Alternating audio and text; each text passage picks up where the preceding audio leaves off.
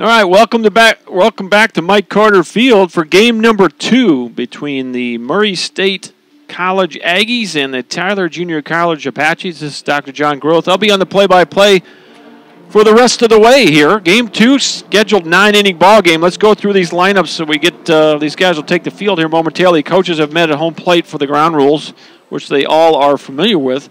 For the visitors, the Murray State Aggies, they're now 14-9 on the year. They're led by head coach Sam Bjorling. They are now 14-9 overall. Their lineup looks like this. In center field, it's Gehrig Octavio. At second base, Eric Owen bats second. Batting third, Jonathan Brandon, the third baseman. Jacob Padilla will be the catcher. He'll bat cleanup. Ty Smith is the shortstop. He'll bat fifth. Batting sixth is the first baseman, Sam Smith. Batting seventh is the DH, Hayden Brown.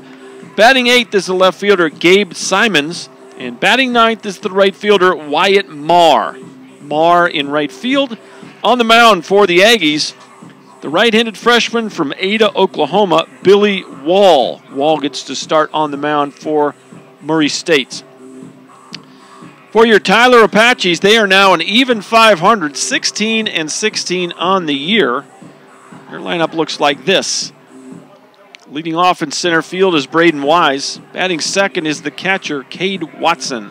Batting third is the first baseman, Mike Morissette. Batting cleanup, the right fielder, Alec Arnold. Batting fifth is the left fielder, John Mike Bounds. Batting sixth, the DH, Taylor Broadway. Batting seventh, the third baseman, Kaysen Davis. Batting eighth is the second baseman, Ty Meisner. Batting ninth, the shortstop, Tyler Griffin.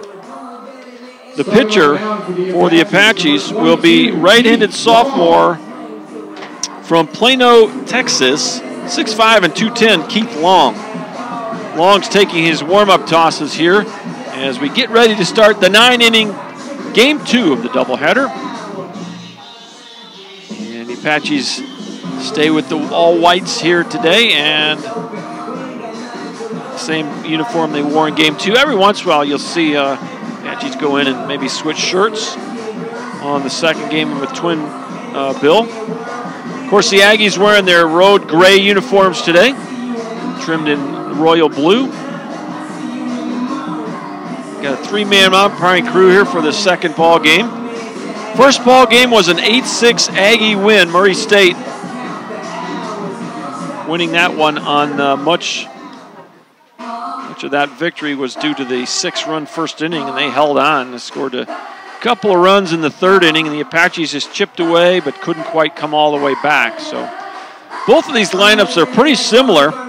Biggest difference for Tyler Junior College is you got Broadway DHing in the sixth spot, and you got Kaysen Davis getting the start at third base. We also have seen the DH, John Mike Bounds, go out into left field. And Pierce Hollister not in this lineup. And a similar change for Murray State. They have Wyatt Marr now in right field in the 9th spot. Ricky Lewis will not start here in this Game 2. And they've moved the right fielder, Gabe Simons, from right to left here. Lineup very, very similar in both ball games. We're just about ready to see our first pitch. And going from the stretch, Keith Long. First pitch misses, ball one. We're underway at 5:03 Central Time. Glad you're with us. Dr. John Groth on the play-by-play. We've already had someone check in. Awesome. The Bouguets from Colorado checking in. Appreciate them checking in. If you want to type out a short note on the live chat feature, go ahead and do that. Glad you're with us.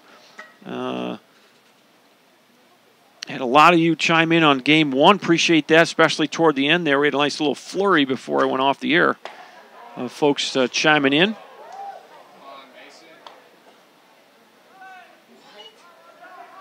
Two balls and a strike. Nobody on and nobody out. Left-handed batting center fielder Gehrig Octavio.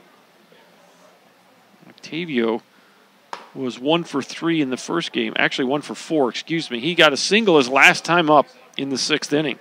Did get a stolen base in the first game. And it's a 3-1 count as we start this ball game off. For Keith Long, he's 2-1 with a 1.84 ERA on the year. And it's a leadoff walk for Gehrig Octavio. And for Keith Long, now batting, number 3, Eric Owen. This is just his second start of the year, his 10th appearance overall. He's appeared in 9 games previous to this. 14 2/3, 15 strikeouts, and 7 walks for the sophomore from Plano East High School. There goes, the runner thought about going, then stopped, and the batter is Eric Owen, the second baseman. He showed bunt and pulled back. Pitch was called a ball. So Long trying to find that strike zone. And that ball's not close. So Keith Long with a leadoff walk and now falling behind Eric Owen, 2-0.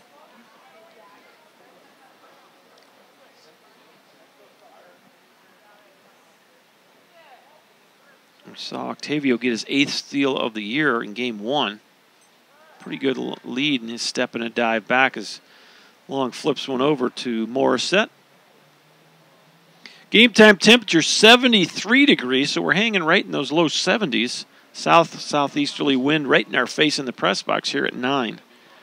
The humidity's hanging there at 76%. A little tapping bunt. Long will flip it over to Morissette for the sacrifice. So Owen sacrifices Octavio to second base. Here's Jonathan Brandon, the third baseman. And in game 1, Jonathan Brandon was 1 for 3.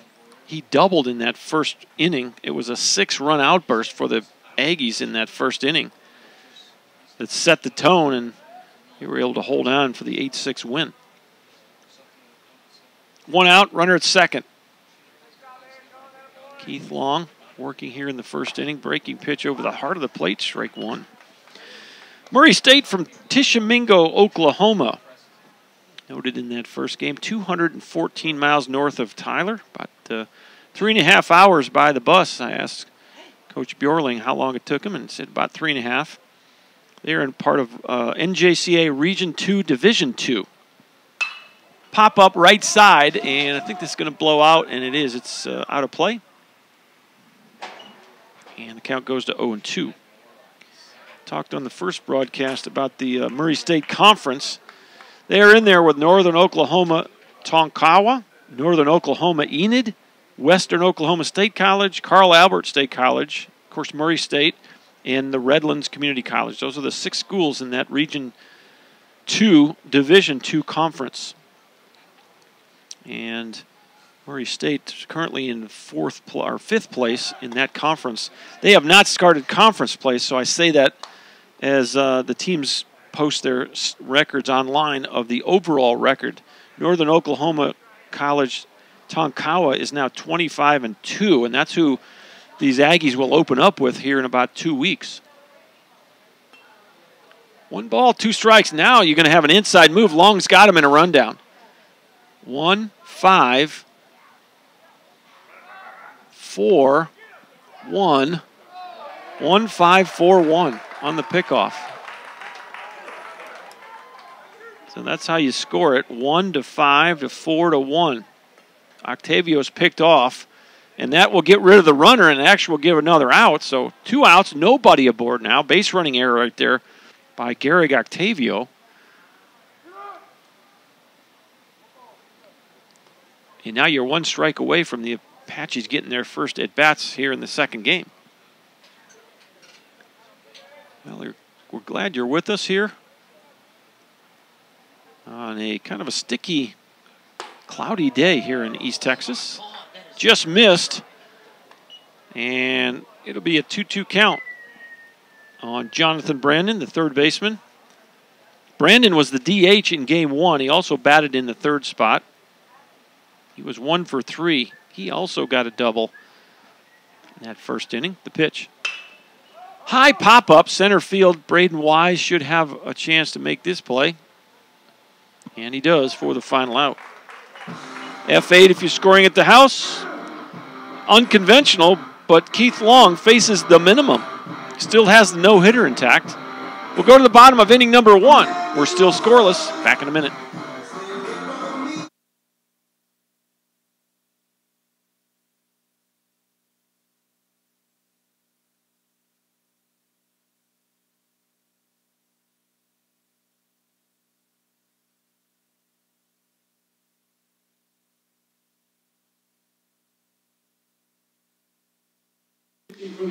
Let's go ahead and set these lineups for you. We did it a minute ago. Some of you weren't logged in at that point. So let's go through the Apache batting order once again. Leading off in left field is Braden Wise. Batting second is the catcher, Cade Watson. Batting third is the first baseman, Mike Morissette. Batting cleanup, the right fielder, Alec Arnold. Batting fifth is the left fielder, John Mike Bounds. Batting sixth, the DH, Taylor Broadway. Batting seventh, third baseman, Kason Davis. Batting eighth, the second baseman, Ty Meisner. And batting in the ninth position for Coach Doug Wren in his ninth season as Apache skipper, Tyler Griffin, the shortstop. Defensively for the Murray State Aggies, Gabe Simons has moved from right to left here in Game 2. Gehrig Octavio out in center. Wyatt Marr will get the start in right field for the Aggies. Around the infield, Jonathan Brandon gets the start at third base here in Game 2. Ty Smith at short.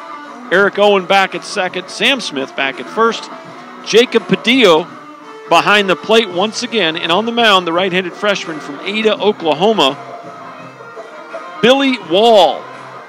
Wall gets the start for the Aggies here in Game 2. He's 1-1 with a 1.67 ERA. This is Wall's 7th appearance, his 5th start of the season. 27 innings pitched, 39 strikeouts, and just 9 walks. So another strike thrower. Some pretty good numbers for Mr. Billy Wall. In 27 complete innings, 39 strikeouts, and just 9 walks. First pitch to Wise, just misses ball 1.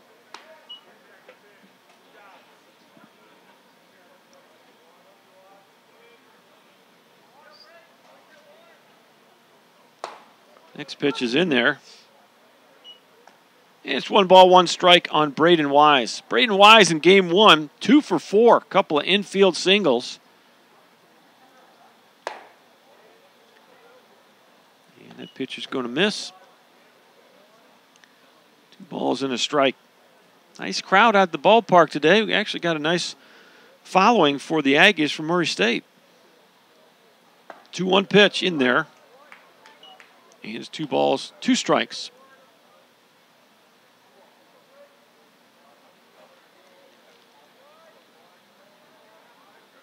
And the pitch. Just missed.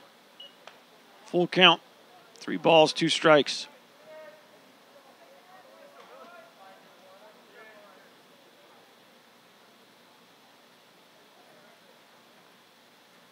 And the payoff pitch. Boy, that was way inside, and Wise just kind of almost protecting himself there. Fouled that ball way foul down the right field line, outside the playing field and over by the bullpen. The next 3-2 pitch, boy, that just missed, not by much. I'm not sure I could have been running down to first on that as confidently as Braden Wise did, but he did, and he got the call. So both pitchers start the ball game with a walk. And stepping in is the catcher, Cade Watson. Cade Watson in Game 1, RBI double. And he was 1 for 4.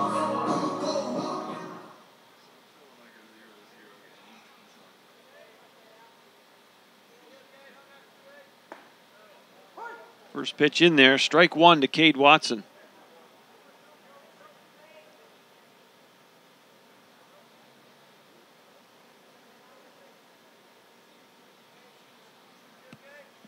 Billy Wall getting his 5th start of the season on the mound for the Aggies.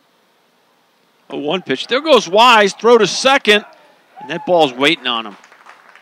Nice job at home plate by Jacob Padilla. Threw that ball right where it needed to go. Eric Owen puts the tag on. Wise is out, caught stealing. 1 ball, 1 strike on Cade Watson. So both teams have had a base runner on, and both teams have had a base runner thrown out. Octavio got picked off second, and now Wise gets thrown out stealing. 1 ball, 2 strikes. Cade Watson. Here's the pitch. Kind of feels for it and knocks it through the hole. Base hit the left field for Watson. got out in front of that pitch and just kind of waved his hands through the zone and got enough of it to knock it by a diving Jonathan Brandon. Brandon did not start in the field in game one. He was the DH, and he's back in that 3 spot in the lineup, but this game he's playing third.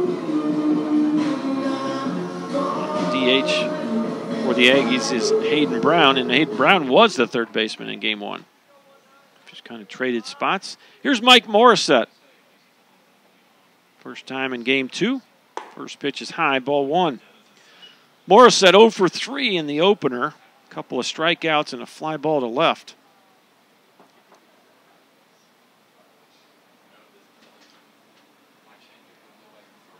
Love to hear from you if you get a chance to shoot a note on that live chat. Appreciate the feedback on game 1. Glad you're with us for game 2. Ball's going to miss. 2-0. The Apache first baseman, Mike Morissette.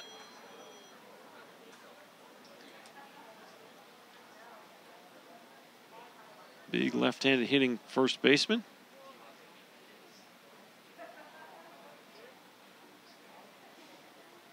Line drive, hard hit at the second baseman. Owen over to Smith. Double play. Boy, that Sam Smith comes off that bag a little too casual for my taste. That could have been called safe. He looked like he came off the bag before he caught it. But it's going to be scored as a 4-6-3 double play. And that'll be the inning as the Apaches, same thing, unconventional, but Billy Wall faces the minimum. We'll go to the second inning. We're still scoreless here at Mike Carter Field in Tyler, Texas.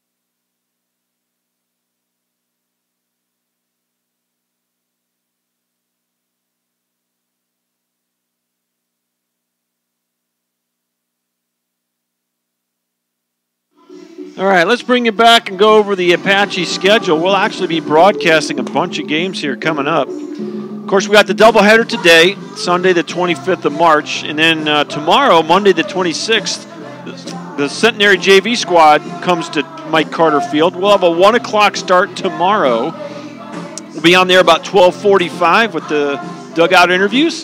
And then on Friday, Good Friday, the 30th of March, a doubleheader starting at noon against the TCS Postgrad Academy. So we'll have a doubleheader on that Friday, and then the Apaches will travel to Angelina College on Monday the 2nd. It's the weekend after Easter. After that, they got that week pretty much free of ball games, and then the LSU Eunice Bengals come to town. That'll be an important series as they'll come in for a 3-game set on Saturday the 7th and Sunday the 8th of April. So we'll be broadcasting a number of those games. The only one we won't broadcast will be the Angelina game on Monday. That'll be at Angelina. So appreciate you joining. I know we've had a good little break here from a lot of the broadcasts because of the Apaches being on the road, but they'll be home a good bit here in the next week or two. So stay with us. Jacob Padillo's the catcher. He'll step in. First pitch of the second inning is outside, ball 1. Padillo in game 1 was 0 for 3. Got hit by a pitch and scored as part of that 6-run first inning. But could not muster a hit in game number 1. That pitch is in there. And it's 1 ball and 1 strike.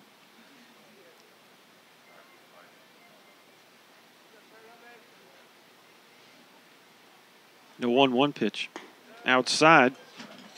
2 balls and a strike. Yeah, I noticed on my free, when I got the free part, I downloaded the iScore app, and when I got my free version, they actually have an audio. You can turn the audio on, and it'll actually do a little play-by-play. So that ball's well hit, but foul down the left field line. So if you get sick of listening to me and you paid your money for that app, you can just turn me off and turn on the the computer, and it'll actually call out a little bit of a play-by-play. They actually put some crowd noise in the back, and it's kind of interesting to listen to. So the 2-2 pitch, chopper foul off the net. Cal will stay 2 balls and 2 strikes. Yeah, I don't know. I have been able to access the iScore from a computer, but not on my iPad or my phone. Since downloading that app, they give you a little free 5-day trial period. Strike 3 called. And Padillo is the first strikeout victim for Keith Long here in this one. Number 2, Ty Smith. Here's Ty Smith for the first time in Game 2. Shortstop for the Aggies. Ty Smith in Game 1, 1 for 3 with a walk and an RBI. Keith Long going from the stretch. Outside corner, called a strike. So the Apaches with a number of home games coming up here in the next little stretch. We noted on the pregame interview for the first ball game that 6 games in the next 8 days. So, but the good news is those are kind of spread out. We got 2 today, 1 tomorrow, so you play 3 in 2 days, and then you don't play till Friday, doubleheader Friday. Then you got the weekend off. You play a single 9 at Angelina. So kind of a busy time, but a couple of days off in between there. Hopefully these guys get a chance to spend some time with their friends and family next weekend as they'll get their Good Friday doubleheader behind them. And then they'll have that Easter weekend, hopefully to maybe spend some time, friends and family. Fouled straight off the net. The count will stay at 0-2.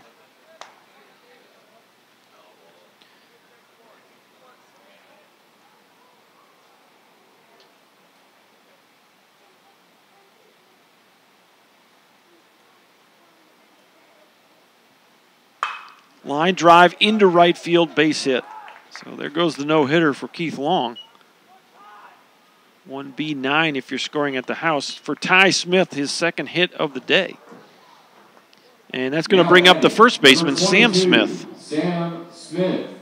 Sam Smith in game number 1 was 1 for 3. He scored a run and also had a sac fly RBI in that 6-run first inning. Boy, that first ball game, the Aggies came out swinging.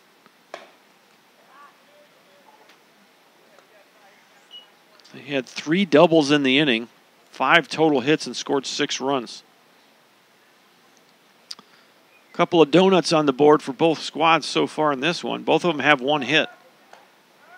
We're in the top of the 2nd inning. If you go back and look at that Apache schedule, those Coastal Bend games at home will be Friday the 20th and Saturday the 21st. And then Sunday the 22nd. Single games on all 3 of those days.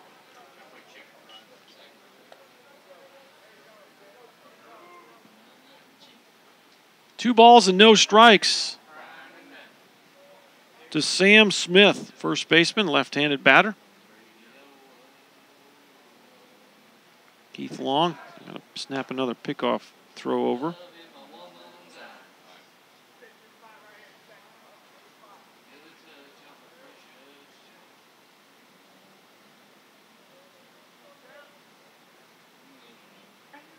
Smith with a pretty good lead over there at first. That's Ty Smith. And that pitch is going to miss. It's a 3-0 count. I'd like to see a guy steal with a 3-0 count.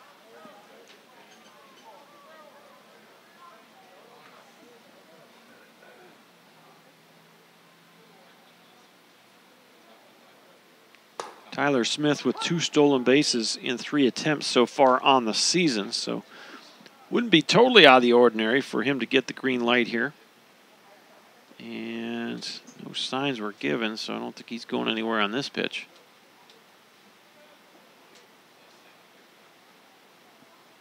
Next pitch, a little nubber to third. You go 5-4 to get that lead runner. And there's 2 outs. So Kaysen Davis fielded it cleanly and threw over to Meisner at second. He held on to get the lead runner on the force play. Number 5, Hayden Brown.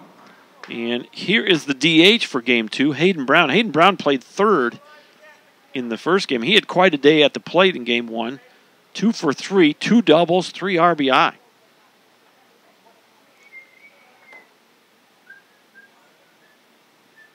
First pitch.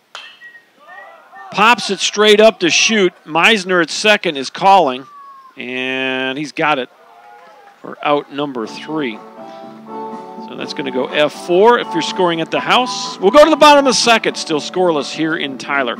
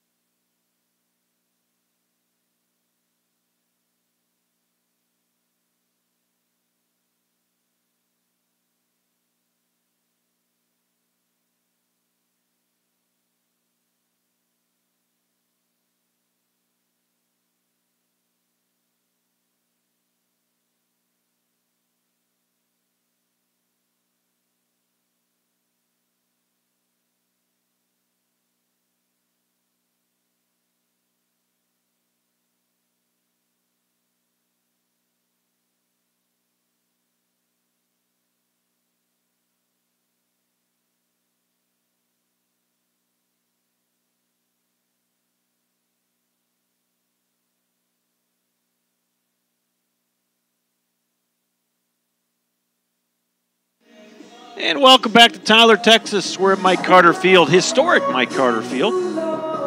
Game 2 of the doubleheader. Murray State was able to hold on for an 8-6 win in Game 1. 7-inning ball game in the first game. This is a regular game, 9 innings. How baseball was meant to be played. First pitch to Alec Arnold off the plate, ball 1. 4, 5, and 6 for the Apaches. Alec Arnold in first game today had a nice ball game. 2 for 3, 2 RBIs, and a solo home run. RBI single in the first, and then a solo shot to lead the 4th inning off. Went down and got that one, drove it into left field. Base hit for Alec. And he'll stop at first base. Apaches with their leadoff hitter aboard. Ball was down in the zone. He did a good job of going down and getting that pitch. Here's John Mike Bounds. Now batting, number 8, John Mike Bounds. And John Mike had a nice first game for himself. 2 for 3. Apaches actually out-hit the Aggies 10-8. Just came up a little short on the scoreboard on the run column. First pitch to John Mike, takes a hack at it. That's going to head over toward the Rose Garden. We are right next to the Tyler Rose Garden. Christus Trinity Mother Frances Rose Football Stadium, and also Harvey Convention Center. Part of the Rose City Complex here on the East Texas Fairgrounds. Just about a mile inside the West Loop off of Front Street. 0-1 pitch to Bounds. That's another foul ball headed toward the Rose Garden. That's going to miss the Avalon. It's getting closer, though. John Mike needs to hit some fair balls here. These lefties put the Avalon in danger. Park off behind the third base side of the ballpark here. Try to get under a tree, but it's interesting. Sam Smith, I don't know if I've ever quite seen a guy hold a runner in a routine situation like they do for Murray State. He almost takes a wide stance about, I don't know, a little more than a foot and a half off the bag. And I will say that it puts him in a good fielding position a little quicker than holding the runner. And I guess it's maybe a matter of teaching your pitchers to throw it to a spot. I will say that if he catches the ball, I guess maybe one of the things you do is actually you may get a guy or two, if you tag him up on the upper body, waist high or higher, before his foot gets back to the bag. So, I don't know. Interesting approach there. Can't remember seeing that in a regular situation. You'll see this maybe in a bunt scenario where your corner infielders are playing in. But the Aggies do it all the time in a routine runner first, no out, 1 out, 2 out scenario. 1 ball, 2 strikes to John Mike Bounds. Nobody out, the pitch. Fouls that one down the left field line, out of play.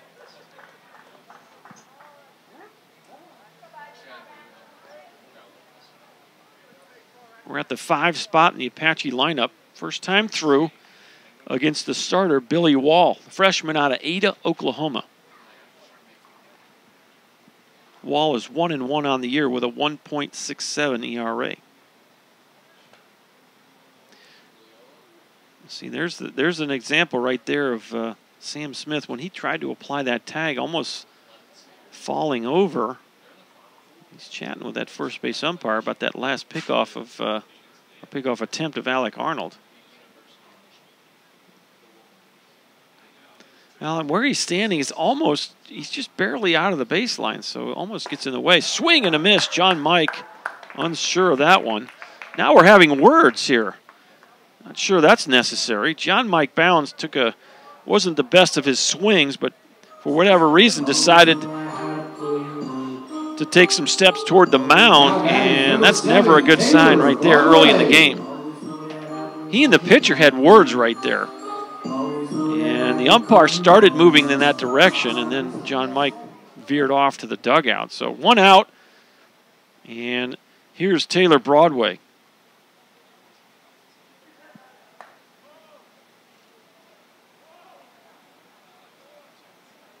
It's the first strikeout of the ball game for Billy Wall. And I'll have to keep an eye on things here. You just don't like to have that kind of interaction between a batter and a pitcher. Pitch is going to miss off the plate. Broadway up for the first time here in the second ball game. Taylor 0 for 2 with a sac fly and an RBI in game 1. Here's the 1-0. It's off the plate, 2-0.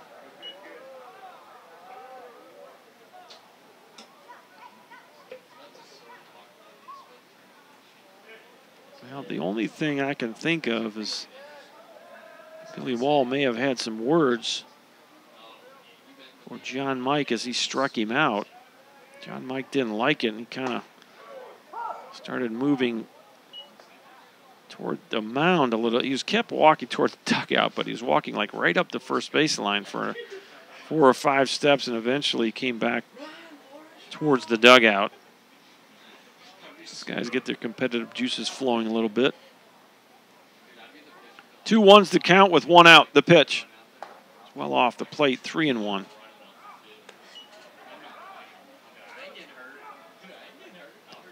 Apaches an even 16-16 on the year after the Game 1 loss. They are ranked number 6 in the country in JCA latest poll. They're now 6-4 in their last 10, 3-2 in their last 5. Foul tip, and Padilla can't quite hold on to it. 3 balls, 2 strikes, 1 out, 1 aboard.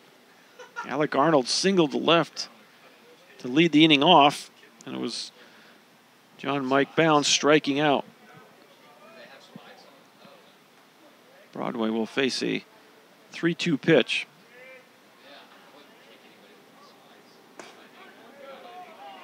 Just misses off the plate for ball 4.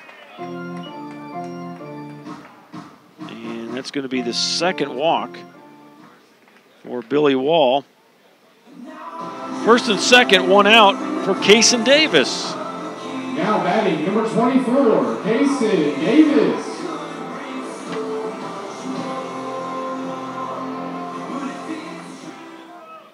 Now Wall's going to step off the mound and regroup. There's the old 5:34 right on time here at Mike Carter.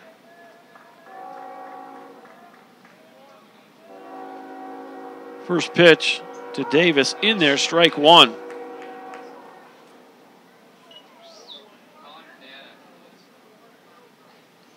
Two aboard with one out. We're in the bottom of inning number 2, scoreless tie, game 2 of the doubleheader. Freshman Billy Wall from Ada working here for the Aggies from Murray State. Here's the 0-1. And it's high. 1 ball, 1 strike. Got some energy coming out of that Apache dugout. I guess that's coming from a little exchange that Mr. Wall had with John Mike Bounds.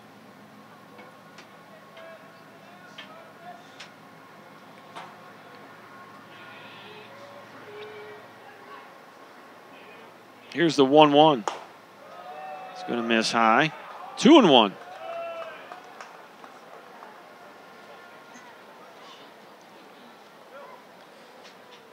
Apaches have not led all day long. Murray State scored 6 in the first inning of game 1 and held on for an 8-6 win. They chipped away. Ball gets away from the catcher Padilla. And it's now a 3-1 count on Kason Davis.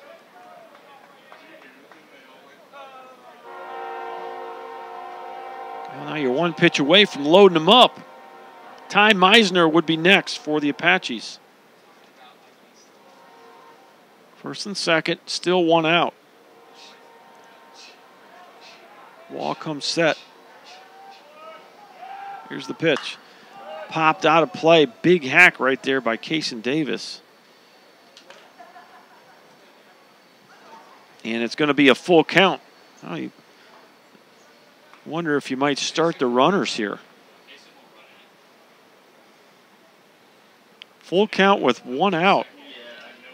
See if they start the runners with a full count and only 1 out. Here's the pitch, not moving, and it's ball 4.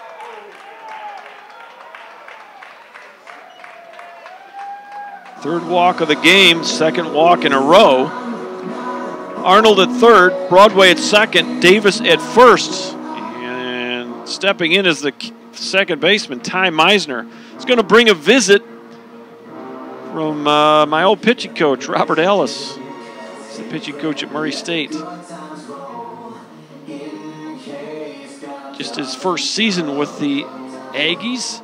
Last year was the pitching coach at Panola, which is about 45 minutes to the east of Tyler, a junior college, a Division I junior college, about 45 minutes away. The Apaches played the Ponies, have played them in recent years, as Coach Ellis was the pitching coach for the Ponies. His son was the center fielder for Panola last year, and now he's the starting center fielder down at the University of Texas. So Coach Ellis has had his moment on the mound. Aggie infielders all retreating to their spots. And stepping in is going to be Ty Meisner. Meisner in game number 1 was 2 for 3. Struck out the first at bat. And then a base hit to right and a base hit to left. So nice ball game for Ty. See if he can keep it going. Bases loaded. He's got a chance to give the Apaches their first lead of the day. Billy Wall, the pitch.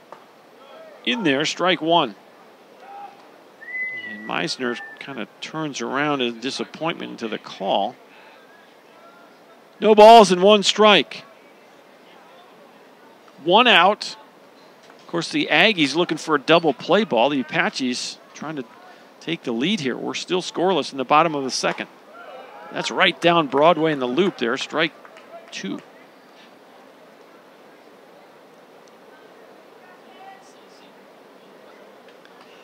Alec Arnold at third. Taylor Broadway at second. Kason Davis at first. Ty Meisner's going to have to scramble here. 0-2 count. 1 out. The pitch. Way off the plate. You got to battle here. Anything that's close, you got to make an attempt at here. You don't want to leave these guys on base without making that defense work a bit. Put the ball and play hard somewhere if you can.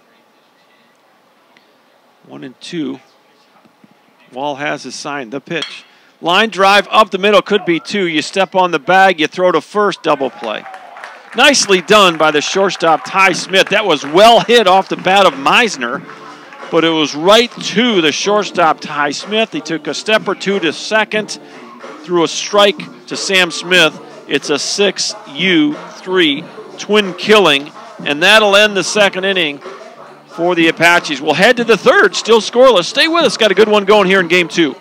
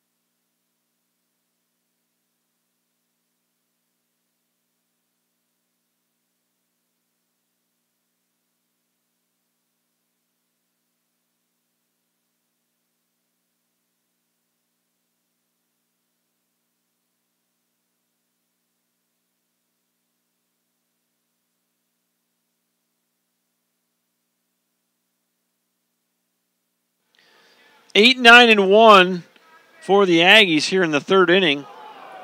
Boy, big breaking ball, and that's Gabe Simons, the left fielder here in game two.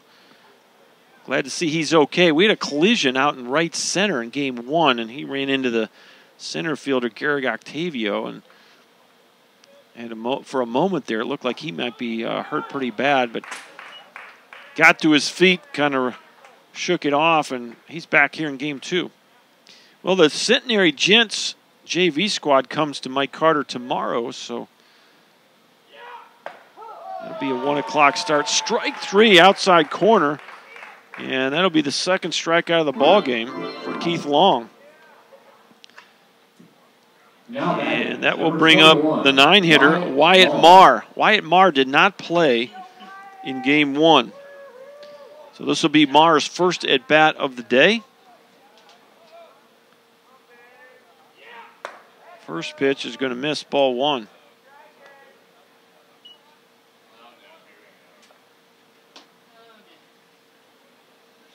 Mike Diaz, the head coach in his 14th season with the Centenary program, comes to Mike Carter tomorrow. We'll interview Coach Diaz, and the Gents baseballers talk about the scope of pull up some of their information here and see how they're doing.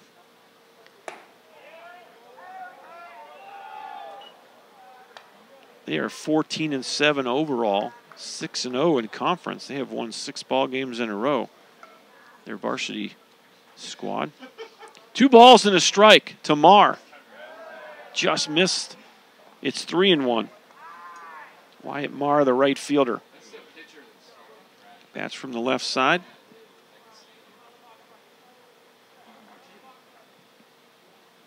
(3-1).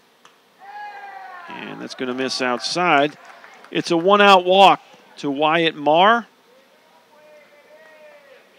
And second walk of the ball game for Keith Long. Garrick Octavio. Here's the leadoff hitter, Garrick Octavio. He was the recipient of the first walk of the game for Keith Long.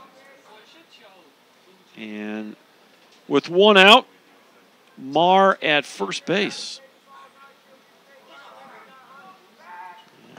Long going to snap a pickoff over there.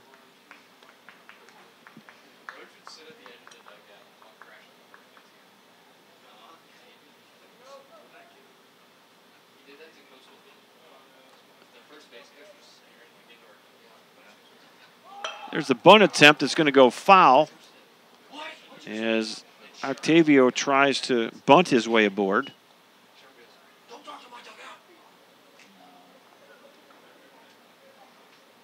on the year, Marr does not have a stolen base yet. And he gets the start here. He's at first base. He's played in 11 games, just his 8th start of the season. 24 ball games. Here's the 0-1. And snap throw over. Good crowd on hand here at Mike Carter.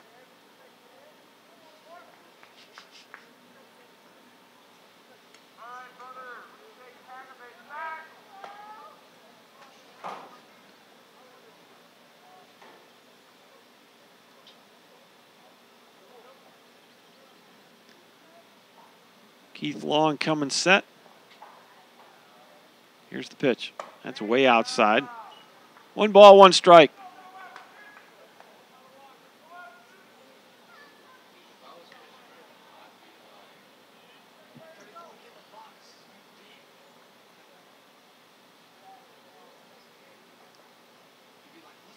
Here's the 1-1. Oh, and it hit him. So Octavio will take his base, and after the walk, you have 2 base runners aboard, only 1 out for the second baseman, Eric Owen. Eric Owen. So Owen will get a chance here now with 2 runners aboard. We're still scoreless. Top of inning number 3. It's a scheduled 9-inning ball game. Not sure where we're getting the heckling from. Somebody's screaming down there.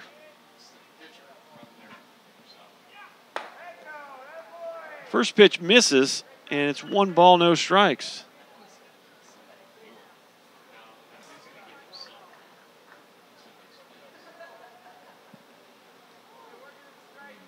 One out, 2 aboard for the Aggies. Top of inning number 3. Keith Long, the pitch. And that misses.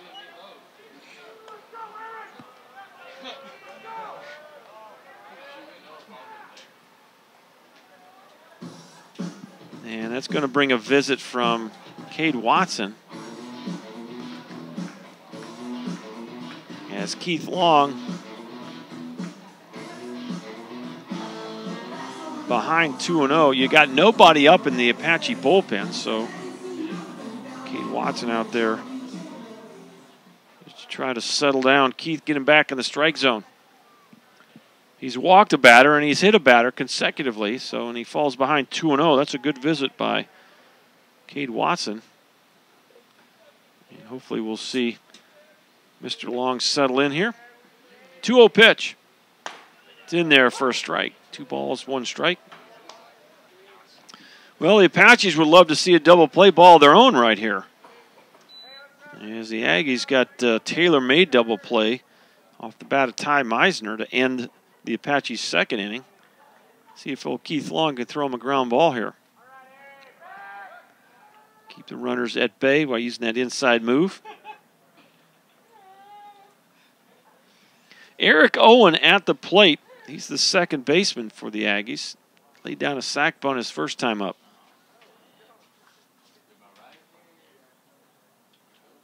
Here's the 2-1. Ground ball to third. This could be it. You step on third, you throw across, and you got him. There you go. Just what we talked about. 5-U-3. Nicely done by Kason Davis. And a good pick over there by Morissette to complete the twin killing off the bat of Eric Owens. So we go to the bottom half of the 3rd. We're still scoreless here in Tyler, Texas at Mike Carter Field. You're watching Tyler Baseball on ApacheAthletics.com.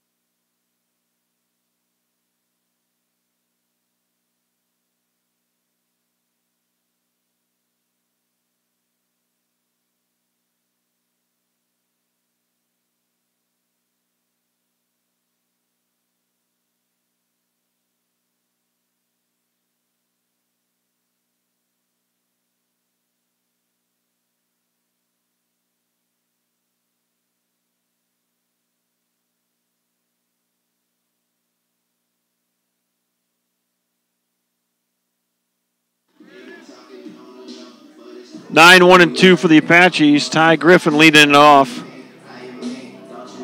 for the Tyler Junior College Apaches. Griffin was 1 for 3 in the opener. A solo home run to lead off the third inning. Well, guess where we are? Third inning. And we're in a scoreless tie. Billy Wall has been on the mound from the outset for the Aggies. 0-1 pitch. Way outside. 1 ball and 1 strike. Wall is the freshman from Ada, Oklahoma. Came in with a 1-1 record and a 1.67 ERA.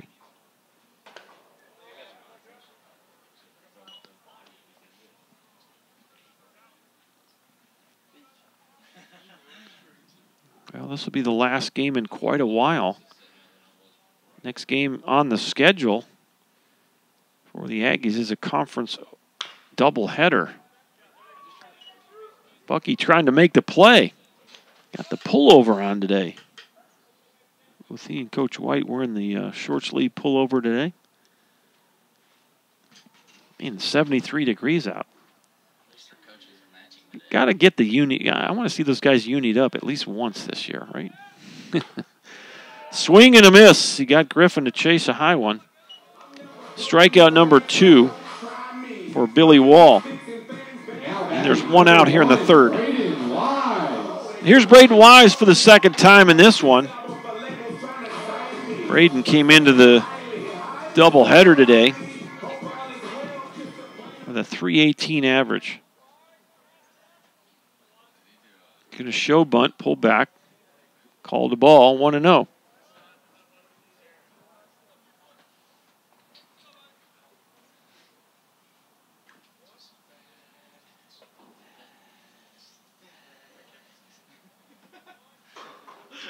The 1-0 pitch.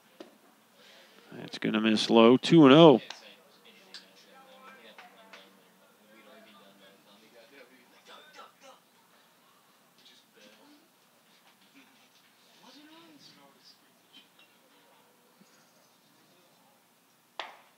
That's a solid strike.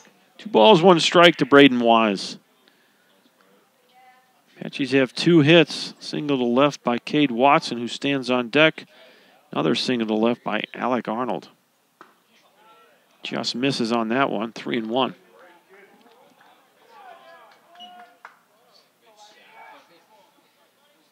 Watson 1 pitch away, or excuse me, Wise 1 pitch away from his second walk of the ball game. And here it is. He's walked twice. And it's walk number 4 for Billy Wall.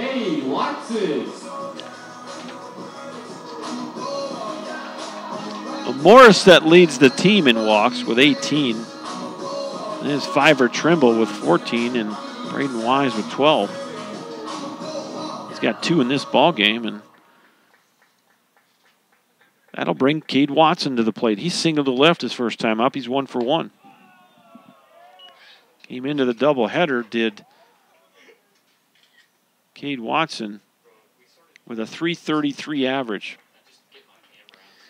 And the Apaches has a squad batting .301 coming into the doubleheader.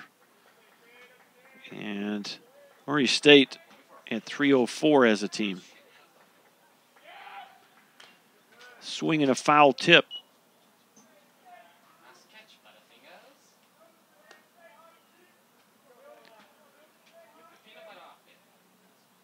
One ball, 1 strike, 1 out.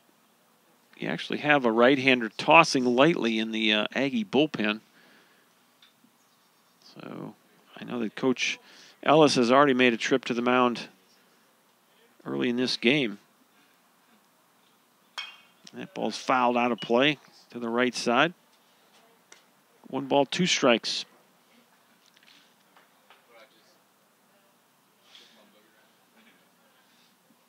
Wall had thrown 38 pitches as we went to the third inning here. So not very efficient on the pitch count. 14 pitches in the first inning, 24 in the second. And he's on his way to that here in the third. A lot of Aggies down in that bullpen area. You do have, the right-hander tossing. And he looks like he's heating it up. 2 balls, 2 strikes, 1 out, 1 aboard. Braden Wise over there taking his lead, not going. Ball's fouled out of play off to the right once again. Cal State 2-2. Mike Morissette waits on deck for the Tyler Apaches.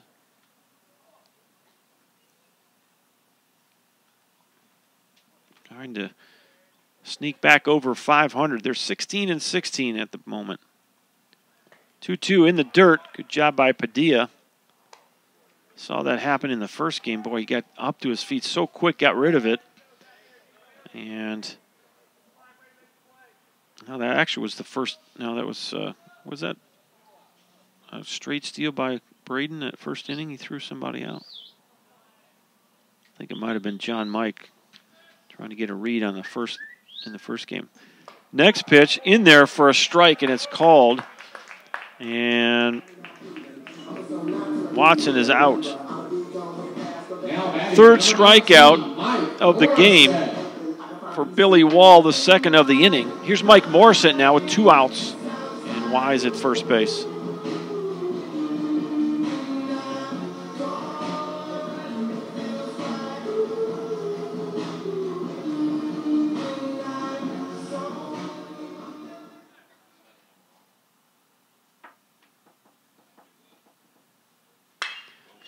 Change up, and he drills it right up the middle for a base hit. Ball gets away from the center fielder, and hustling to third base is Braden Wise. Good base running by Braden. He saw the ball bobbled by his counterpart in center field, Gehrig Octavio, and he went ahead and went on to third. So that's going to be a single and an error. Morissette singles to center field, and Wise will go to third base on the E8. So that'll be an error, and that might be all. And it is all. Coach Ellis has asked for the ball, and that's going to be it for Billy Wall. So we'll let you know who the new pitcher is for the Murray State Aggies back in a minute.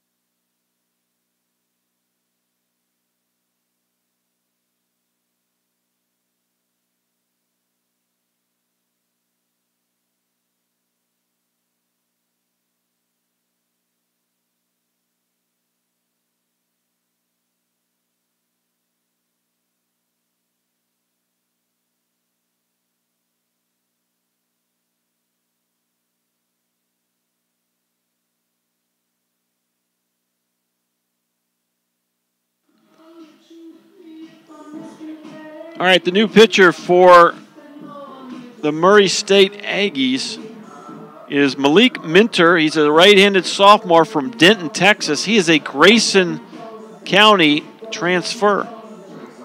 And for Malik Minter, he's 1-0 with a 5.17 ERA. This is his 8th appearance of the year. He's actually started 2 ball games, but he'll come in out of the pen. He's got 2 saves as well. 15 2/3 innings pitched, 15 strikeouts, 8 walks for the sophomore from Denton, Texas, Malik Minter. Minter takes over for Billy Wall here in inning number 3. Apache's trying to get something going with 2 outs.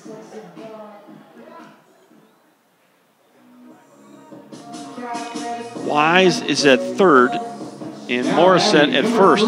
Alec Arnold. Here's Alec Arnold. He singled to left his first time up. Now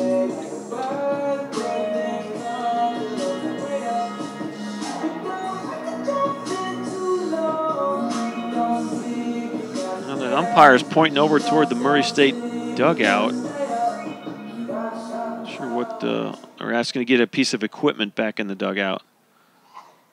The dugout right on the corner there is a kind of a strange area because there's an area where stuff can sit there that's in live ball. Ball happens to roll over there and hit something. That's going to be an issue. So home plate umpire just asking to retrieve like a donut and also a ball that had slipped under that little open area. Murray State dugout. 2 on and 2 out. It's Alec Arnold at the plate. First pitch just misses, ball 1. Arnold had a notion but held up.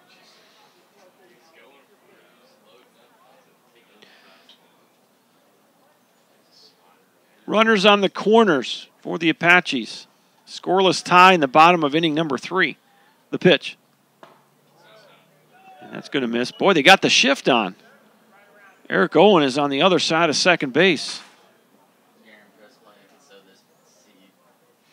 They're just asking Arnold to go the other way. See if he can do it. He's got that whole right side of the infield.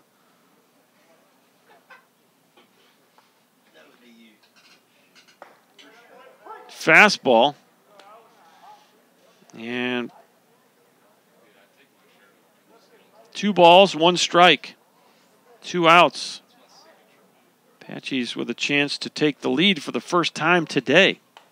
Lost the opener 8-6. They were not leading from the get-go. And we're tied at 0 here in the third to 2-1. Outside, 3-1. Well, if Arnold reaches, it's John Mike Bounds on deck. John Mike struck out swinging his first time up. He was 2 for 3 in the opener. 3-1 is the count to Arnold, the pitch. And that's ball 4. So that's the 5th walk of the day. The first walk for Malik Minter. 5th walk for the pitchers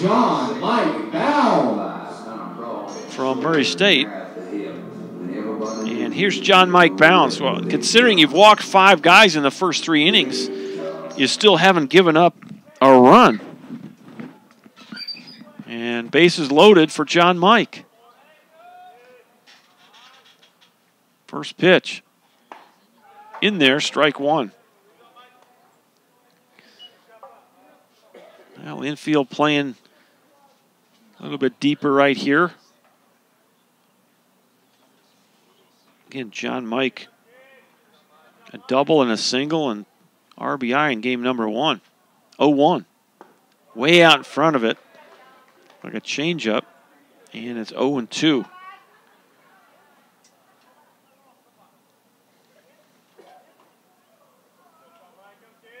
Arnold at first. Morissette at second. Wise at third. 2 outs. The 0-2 to John Mike Bounds. Swing and a miss. Another good changeup. And that's going to be the inning. Good job by the relief pitcher, Malik Minter.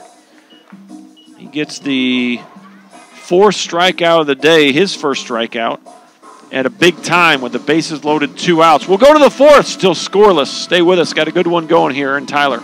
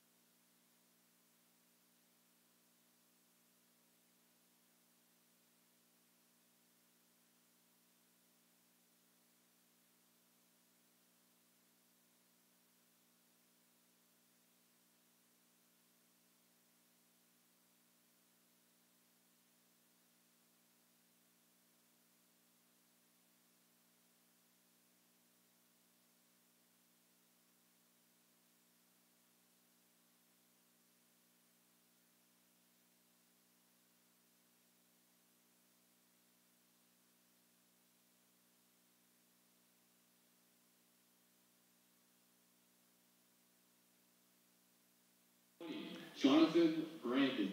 3, 4, and 5 for the Aggies from Murray State College. Tishomingo, Oklahoma is their hometown, small town, county seat of Johnston County. Population of just over 3,000 people. First pitch from Keith Long in there for strike one. That's pitch number 46 for Keith. As we go to the fourth inning. Jonathan Brandon flew out to center his first time up. Ground ball up the middle. Meisner squeezes it, throws it over, 1 out. The lights have been turned on here at Mike Carter. Now batting, number 30, Jacob Padilla. As we've had some overcast skies all day. Off and on has been dark, and then the sun trying to peek out. And it seems like whenever you make the decision to turn the lights on, it gets lightened up by the sun. First pitch just misses low. Ball 1 to Jacob Padillo. Padillo got called out on strikes his first time up. 0 for 1 in this ball game. And he's still looking for his first hit of the day. And he crushes it to center, but it's right at Braden Wise. We're out number 2. L8 on my score sheet. 2 outs. Here's Ty Smith. Now batting, number 2, Ty Smith. Smith singled to right field. His first at bat. He's 1 for 1 in this second game. And he was 1 for 3 in game 1. The first pitch swing, and he fouls it down the left field line. Foul.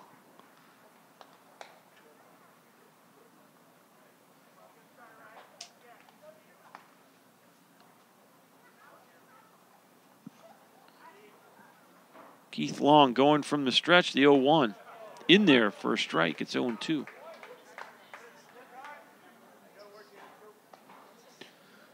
Aggies with 1 hit, no runs. Apaches no runs on 3 hits so far. Here's the 0-2. Check swing. I thought it hit the bat, but maybe not. And it's a 1-2 count.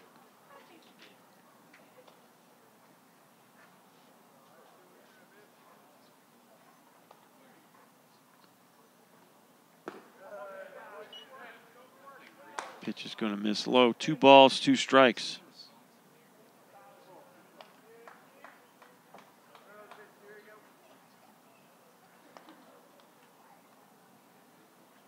Two outs, nobody aboard for the Aggies. Line drive into left field, base hit. Just the second hit of the day. 2-out single for Ty Smith. The only other hit was Ty Smith. He's got both of them. Now batting, 2 outs. Here's Sam Smith. Sam Smith.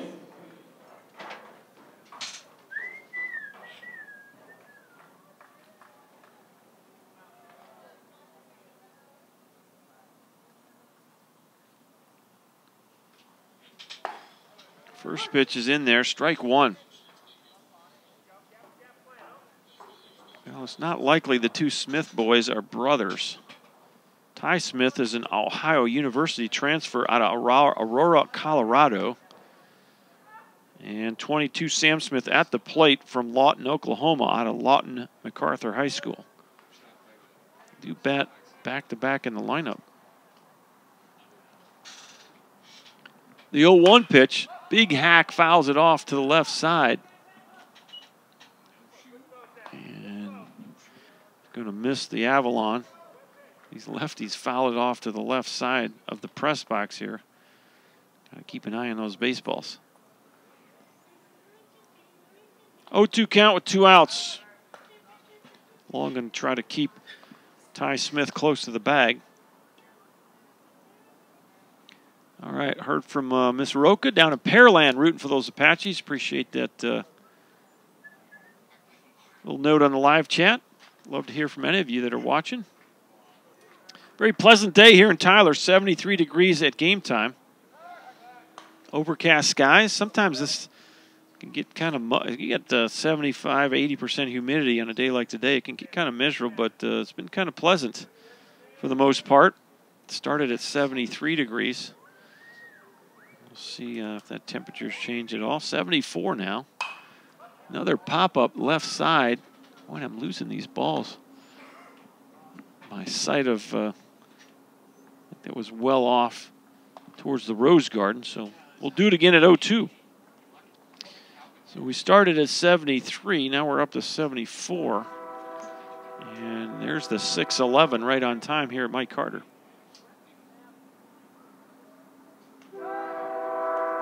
As Long snaps another pickoff attempt. We're in the top of the 4th inning. 2 outs for the Aggies from Murray State College. Trying to get their 15th win of the year. Ooh, he was leaning.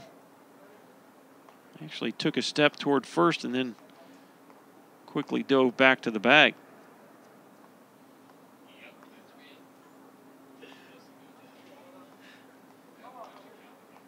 Now time is requested by Sam Smith. The umpire gives it.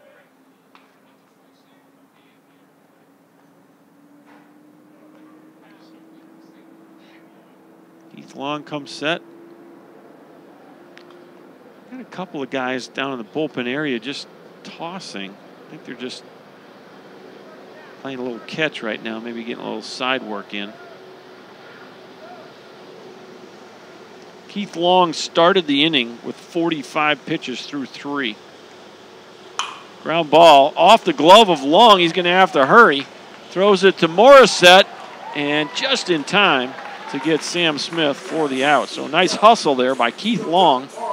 The 2-out hit is stranded. We'll head to the bottom of the 4th. We're still scoreless. Back in just a minute.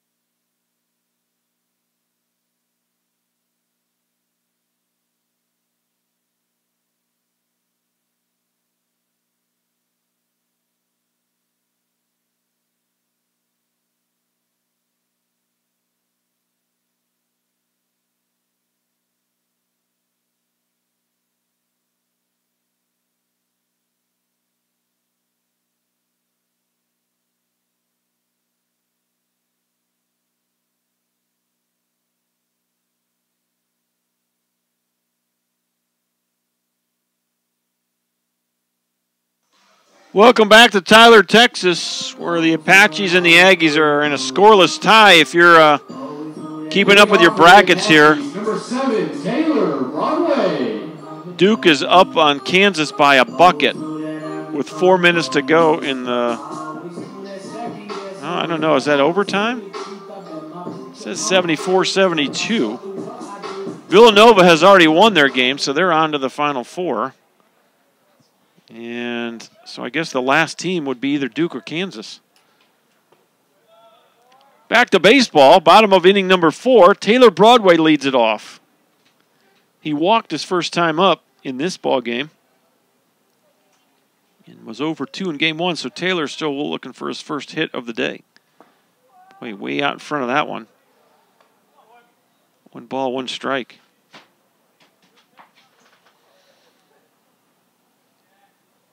So 3:19, it says the 3rd period. Does that mean overtime? I'm guessing that's what it means. They must be going overtime.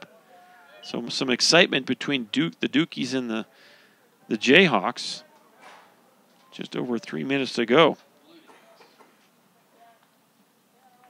76-75 is their score. 1 ball, 2 strikes on Broadway. Here's the pitch. Just missed off the plate. It's Malik Minter on for his 2nd inning of work. He came on and did a nice job. He did walk Arnold, but then struck out John Mike Bounds with the bases full of Apaches to get out of trouble in the 3rd. That's low. 3 balls, 2 strikes. Taylor Broadway with a full count. He has picked things up here in the last couple of weeks, starting to hit the ball well. 3-2. He walked him. Leadoff walk, second walk of the ball game for Taylor Broadway. The sixth walk of the game for Aggie pitchers, and the second walk for Minter.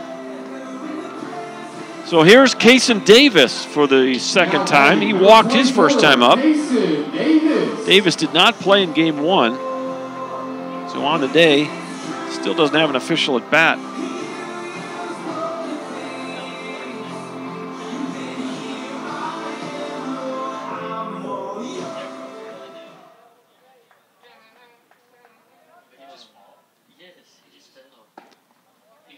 Fastball outside corner, strike one.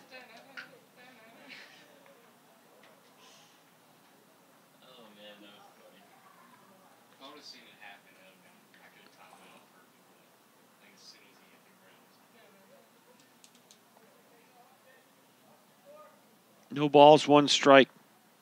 Minter in the stretch. There's the pitch. Ground ball foul by Bucky in the third base coach's box. Ball goes out into left field. Someone's going to have to get it. No balls, two strikes.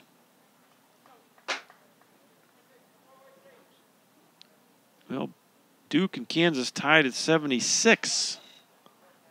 2:43 remaining in that one, and I think it's in overtime. It's third period.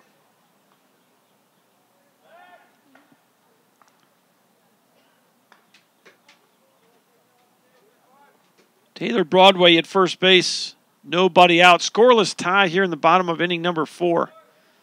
Malik Minter from Denton, Texas on the mound for the Aggies. The pitch. Chopper foul way out in front of another off-speed pitch. Minter is a Grayson County transfer. He went to Grayson County College, before transferring to Murray State. He's a sophomore. And he has been used as a starter as well as out of the bullpen. 0-2. Way outside. Good job again by Jacob Padilla. Got a nice job all day of blocking and pouncing quickly, getting to his feet, keeping that Apache runners right where they're at.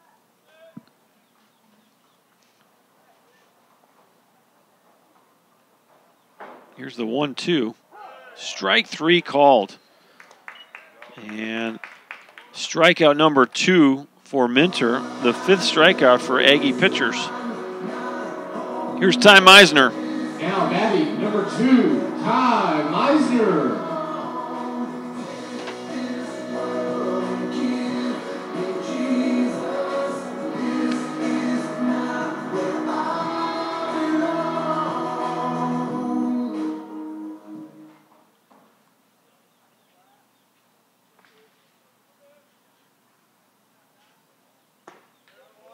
First pitch in there, strike 1.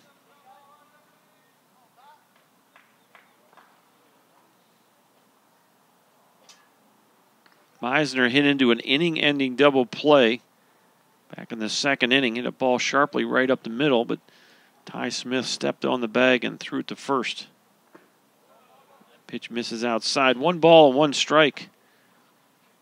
Meisner was 2 for 3 in the opener today. Again, the Apaches out-hit the Aggies 10-8, but fell just short, losing 8-6. The pitch from Minter. It's going to miss low. 2 balls and a strike.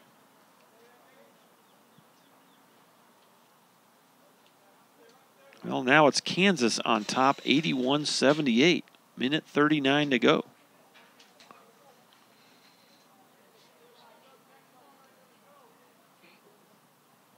2-1 pitch. Swing and a miss. Healthy hack right there from Meisner. And the count is even at 2-2.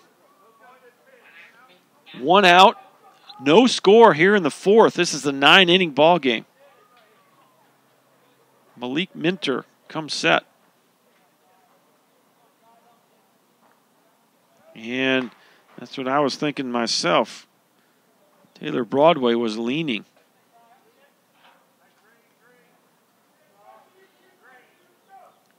Boy, for the first time today, we have Sam Smith holding the runner in a kind of a normal fashion.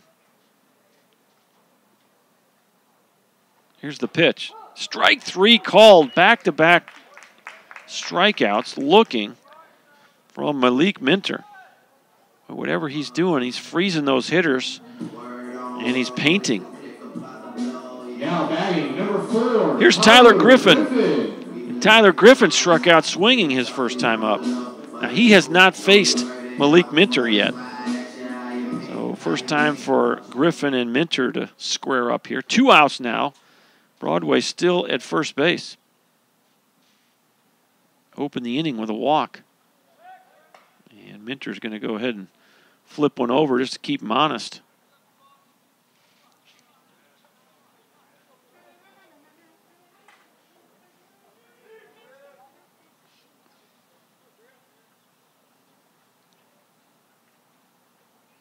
Here's the pitch. Outside corner, strike one to Tyler Griffin. Griffin in the 9-hole hit a solo home run in the first game. He was 1 for 3 in that one with a run scored and an RBI on that solo homer. Led off the 3rd inning with a home run. Game 1 today. Here's the 0-1. Line drive, right field, and that's going to fall in front of Marr in right field, and Broadway's going to go to third. Here's the throw, and he'll get there. Well, you don't want to make the first or third out at third base, so Broadway, a little risky move right there, but ends up making it safely. Griffin with his first hit here in the ballgame. Number 1, Braden Wise. Good piece of hitting by Griffin. Go the other way. Here's center fielder Braden Wise for the 3rd time, and all Braden has done is walk twice. And a nice first game, 2 for 4. Couple of runs scored for Braden in that first one. And he's got a chance now to give the Apaches their first lead of the day. Apaches have left 5 runners on base, 4 of them in scoring position in the first 3 innings. The first game, they were pretty efficient. Actually, only left a couple of guys on in that first ball game, but they've already left 5 on here in this one, 4 in scoring position. So about time to cash in. 0-1 is the count. The pitch. Pop up. This should stay in play and easy enough for Brandon at third, and he'll make the catch for the final outs. So that'll do it for the Apaches in inning number 4. We're still scoreless. We'll head to the 5th, almost halfway through, 0-0.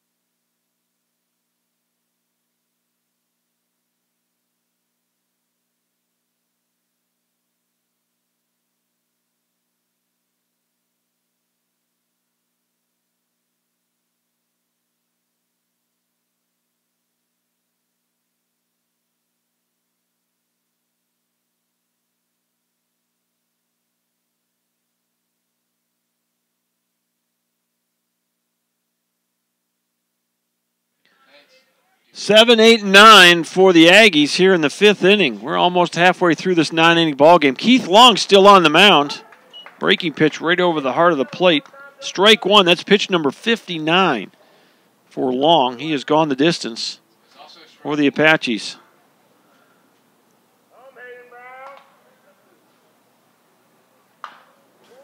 Fouled straight back. Healthy cut right there by Hayden Brown. He popped up to second his first time up, so he's 0 for 1. Hayden Brown, the DH here in Game 2, played third base in Game number 1. He was 2 for 3 in the opener. A couple of doubles, 3 RBIs for the Aggie third baseman. 1 ball, 2 strikes, nobody on and nobody out.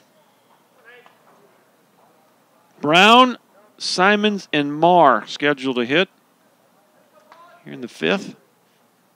Look out. Almost got him. Kind of mad at himself that he got out of the way. 2 balls, 2 strikes.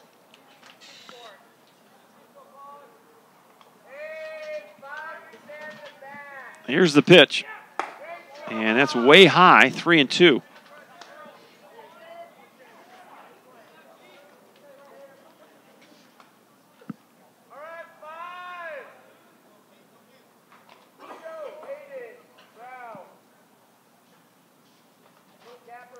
Here's the 3-2.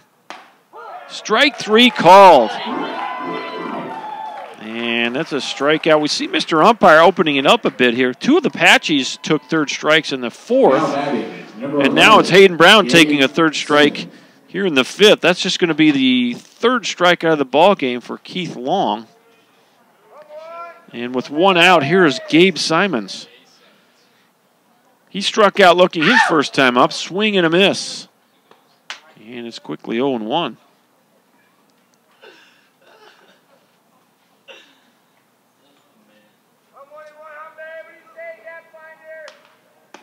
Swing and a miss. Waving at that breaking pitch. And it's quickly 0-2.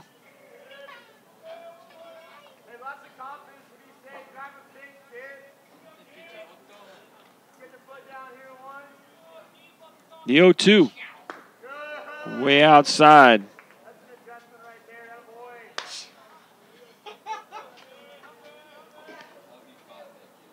The Aggies, no runs on 2 hits. The Apaches, no runs on 4 hits. The pitch. Just missed off the plate. And it's 2 balls and 2 strikes.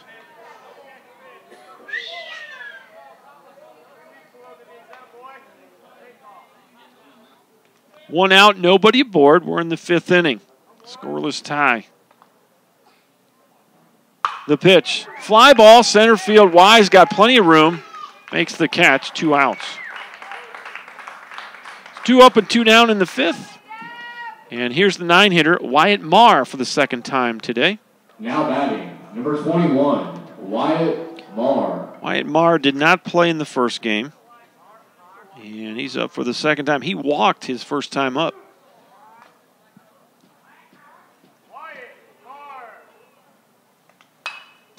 That ball's fouled straight back off the net.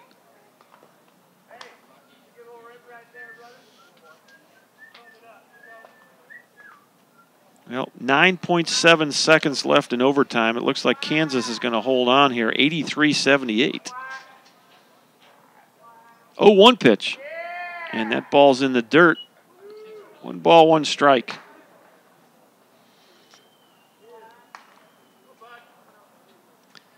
Well, just got a couple of Apaches getting some side work in. Do have, looks like you got a left-hander now getting ready to get loose in the Aggie bullpen. That ball's fouled out of play, headed over toward the Rose Garden off to the left. Count will stay 1-2.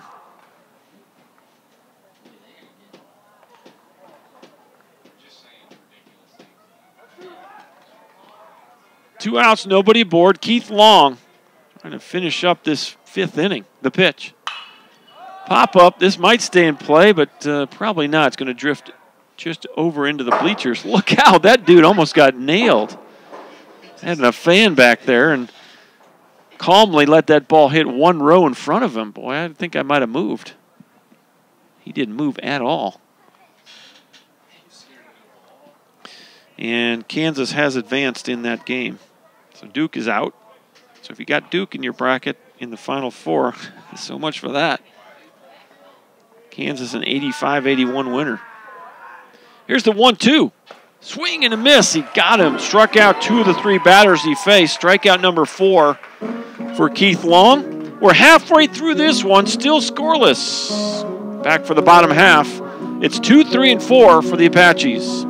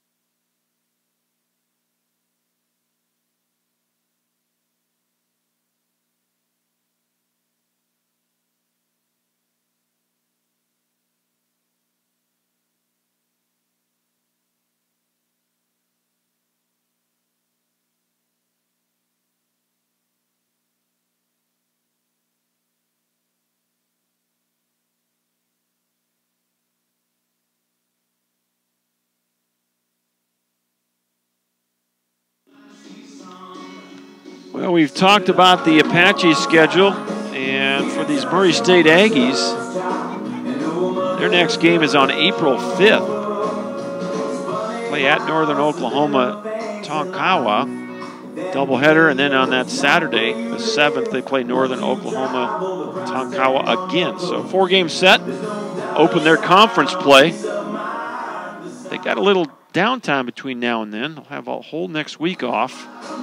And until Thursday that following week. So games have been kind of helter-skelter, probably partly due to the weather. Apaches and the Aggies going at it here. 0-0, bottom of the 5th. Cade Watson leads it off. Then it's Morissette and Arnold. And they will face Malik Minter. Strike 1. Minter came on with 2 outs in the 3rd inning. And that was pitch number 29 for Malik Minter. 0-1 count to Cade Watson. He struck out looking his last time up. Singled to left back in the 1st inning. He's 1 for 2.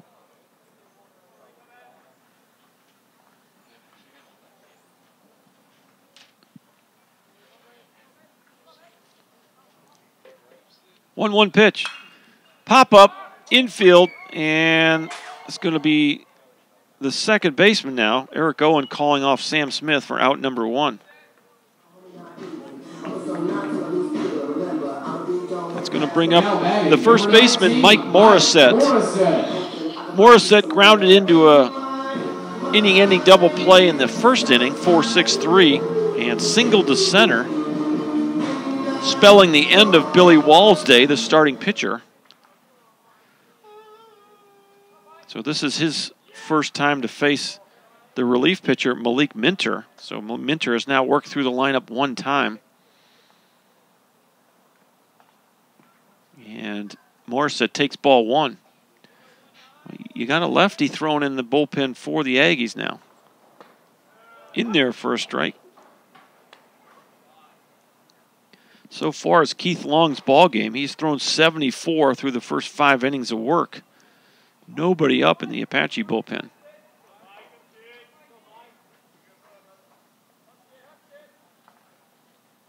Here's the 1-1. Boy, just misses. 2 balls and a strike.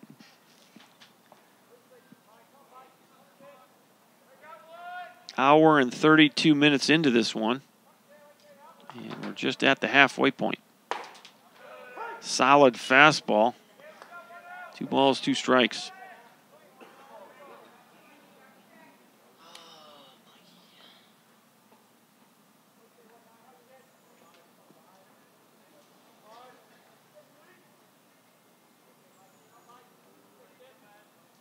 Here's the pitch.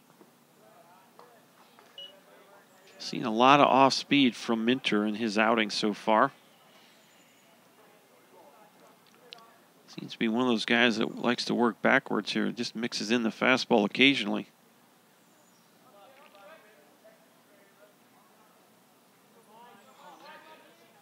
Here's the 3-2. That ball is well hit, but well foul on the left field line into the bullpen area for the Aggies. And Morissette will step back in with that 3-2 count. 1 out, nobody aboard. Bottom of inning number 5. Scoreless tie here in game 2 of the doubleheader. Murray State took game 1 8-6. Now time called by Morissette.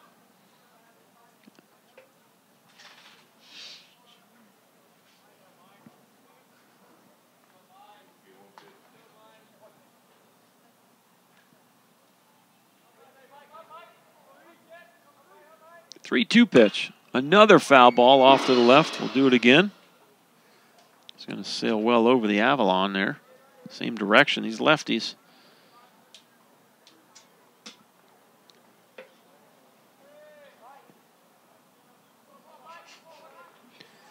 Alec Arnold waits on deck for the Apaches. Line drive. Nicely done over at first. Sam Smith dives and flips it over to Minter. Nice play there, flashing the leather as the first baseman, Sam Smith. 2 up and 2 down for Alec Arnold. Arnold 1 for 1, singled to left, walked. Here in this one. Number 3, Alec Arnold. Alec had 2 hits in the first game, a single, RBI single, and also a solo home run. So he's had a nice day for himself. 3 hits on the day. Couple RBIs. Trying to get something going here with 2 outs in the 5th.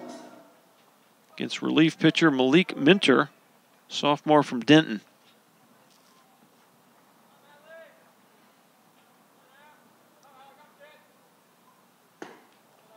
First pitch misses low, ball 1.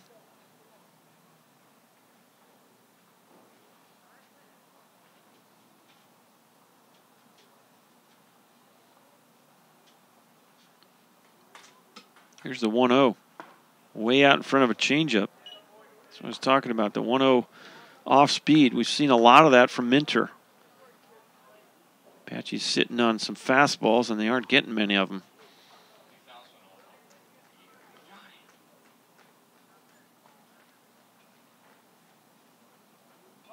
Minter comes setting. Now we got a number of these. Minter's being pretty deliberate in his approach. Maybe taking a little longer than some of these Apache hitters want between pitches. So umpire's been pretty gracious in granting time here. 1 ball, 1 strike, 2 outs and nobody aboard. Bottom of 5. The pitch. In there for a strike. 1 ball, 2 strikes. Well, one of the things that going from that stretch with nobody on base, your timing on that on the delivery is a little bit disrupted by that front foot and when it picks up and when it goes. Line shot, foul down the left field line. Count will stay 1-2 on Alec Arnold. Occasionally you'll see these guys going from the windup change their rhythm, that front leg. And that certainly can disrupt your timing. Whereas a guy that's out of a windup, the timing is generally the same.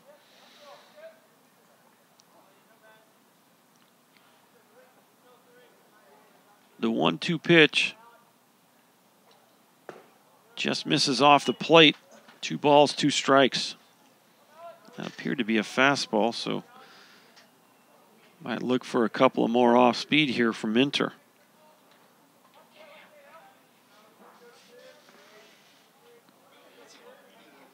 Here's the 2-2. Line shot foul down the right side, out of play. Rolls down to the Apache bullpen area. There, guys, jumps the fence and flips it into Coach White at the first base coach's box.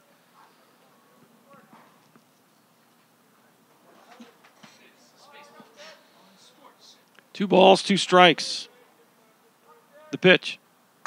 Another foul ball by Alec. Staying alive there.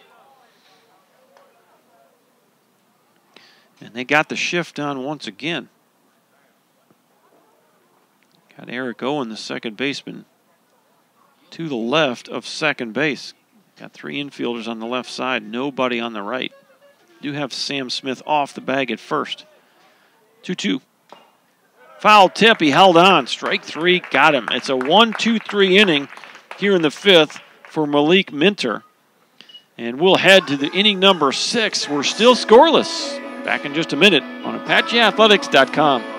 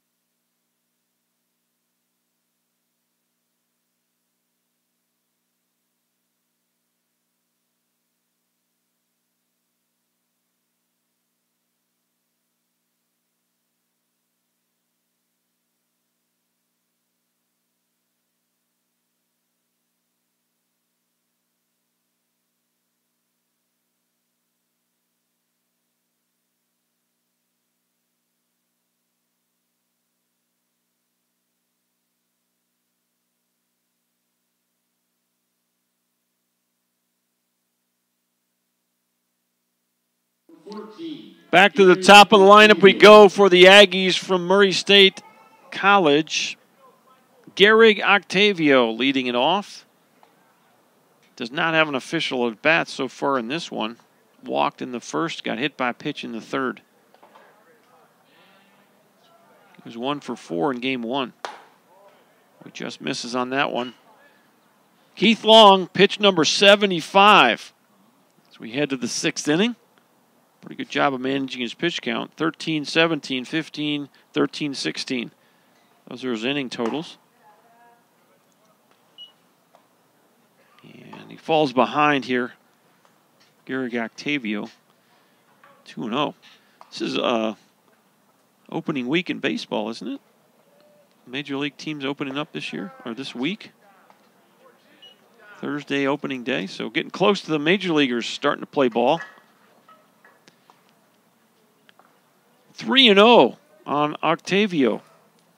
The pitch from Long, in there for a strike.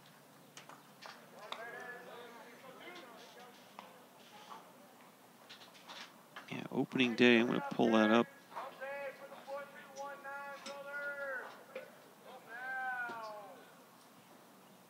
Ground ball, right side. Meisner picks it, throws it, got him.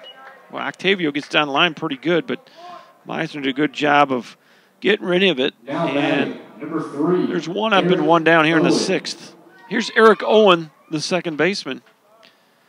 0 for 1, he laid down a sacrifice in the first and grounded into a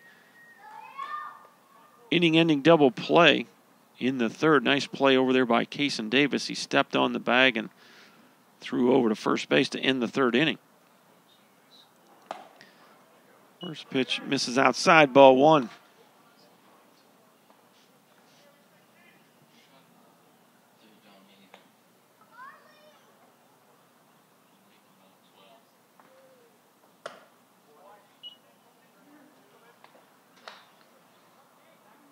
Well, am I seeing this right? Did all the Major League teams start on the same day this year? Is that what I'm seeing? Huh, interesting. It's been a while since that's happened. 3-0 now to Eric Owen.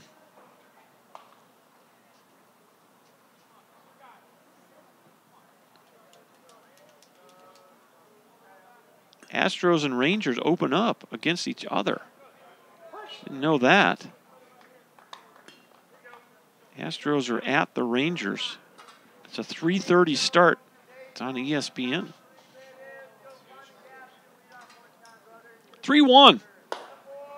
He missed it. It's a one-out walk to Owen. For Keith Long, that's going to be walk number 3 of the ball game.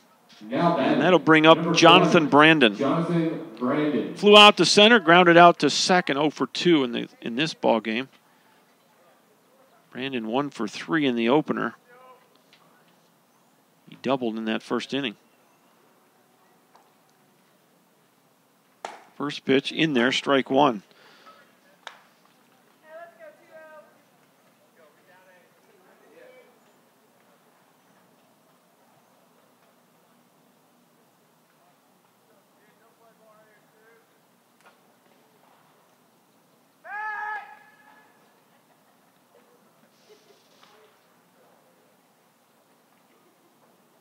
I don't know how some of those teams in the Northeast are going to play this week. I've had those Nor'easters go through the last week or so. And fly ball, center field. Braden Wise a step in. Now he's holding his ground. And he catches it for the second out.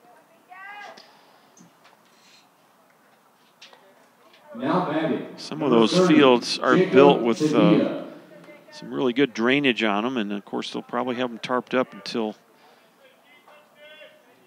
right up to that, I guess it's Thursday that all these games are going on. 2 outs and 1 aboard. First pitch in there, strike 1 to Jacob Badillo, the catcher. Struck out looking, lined out to center, 0 for 2. We're tied at 0 in the top of the 6th.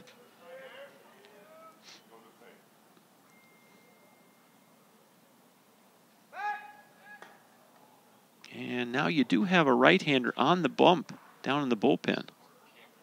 Cameron Carver starting to toss in the Apache bullpen. Maybe getting close to the time where Keith Long is going to exit this game. There's a ball that gets away.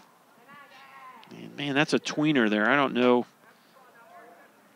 I'm going to call it a pass ball. That probably should have been caught. Did not hit the ground before it got to the glove. Either way, the runner moves to second. Owen goes to second. And now you got the go-ahead run. And now good heads-up base running by Eric Owen. He saw the opening and took off. And that's a mistake right there. Kaysen Davis retreated well off the bag. And I could see that happening. Eric Owen looked around and said, nobody's at third, I'm taking off, and he stole third. Now it's up to Keith Long to get out of this. Runner at third now, 90 feet away. We're in a scoreless tie in the 6th. Jacob Badillo with a 2-1 count. Really important for Cade Watson to work hard here now with a runner at third. Fly ball, well hit, deep right center field. Arnold going back, he's not going to get there. Ball rolled to the fence. It's a 2-out double, and finally somebody breaks through, and it's the Aggies. It's 1-0. Well, it wouldn't have mattered if Owen was at second or at third. Good piece of hitting by Padillo as he drives in Owen from third on the double.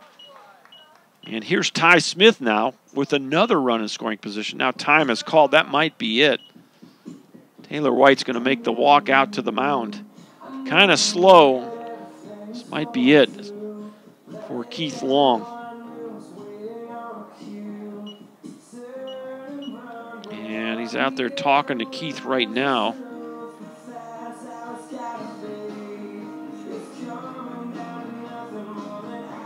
All right, they're going to make the move. We'll verify it's Cameron Carver, but we think that's who's coming in from the pen. Back in a minute, it's 1-0 now. The Aggies lead it. We have 1 out in the 6th inning. The scoreboard has something on the 7th, but back in a minute.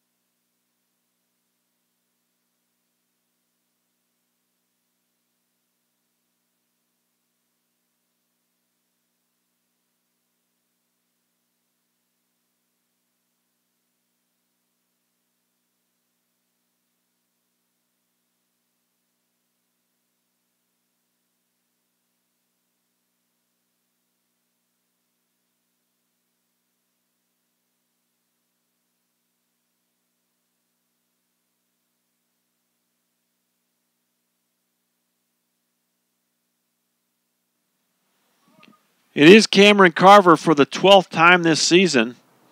He is 1-1 with a 3.45 ERA, 15 2/3, 27 strikeouts, 8 walks for the sophomore from Bryan, Texas, Cameron Carver. He'll take on Ty Smith with 2 outs and Jacob Badillo out at second base. First pitch is in there, strike 1. Carver 6'3" and 190.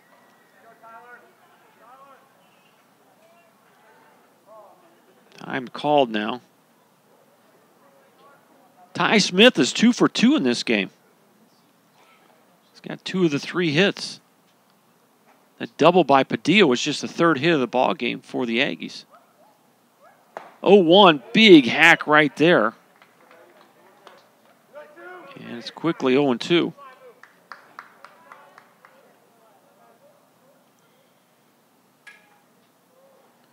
Apaches again have out-hit the Aggies. So far, Aggies have scored just this 1 run here in the 6th. Finally broke through. A 1-out walk to Owen. A pass ball and then a stolen base. And a double by Padilla with 2 outs. 1-2 on Smith. The pitch. Swing and a miss. He struck him out. So Carver comes in, popping the leather, strikes out Ty Smith. His first strikeout of the day, 4th strikeout for Apache pitchers. We'll head to the bottom half of the 6th inning. We now have a score. It's 1-0 Aggies. Back in a minute.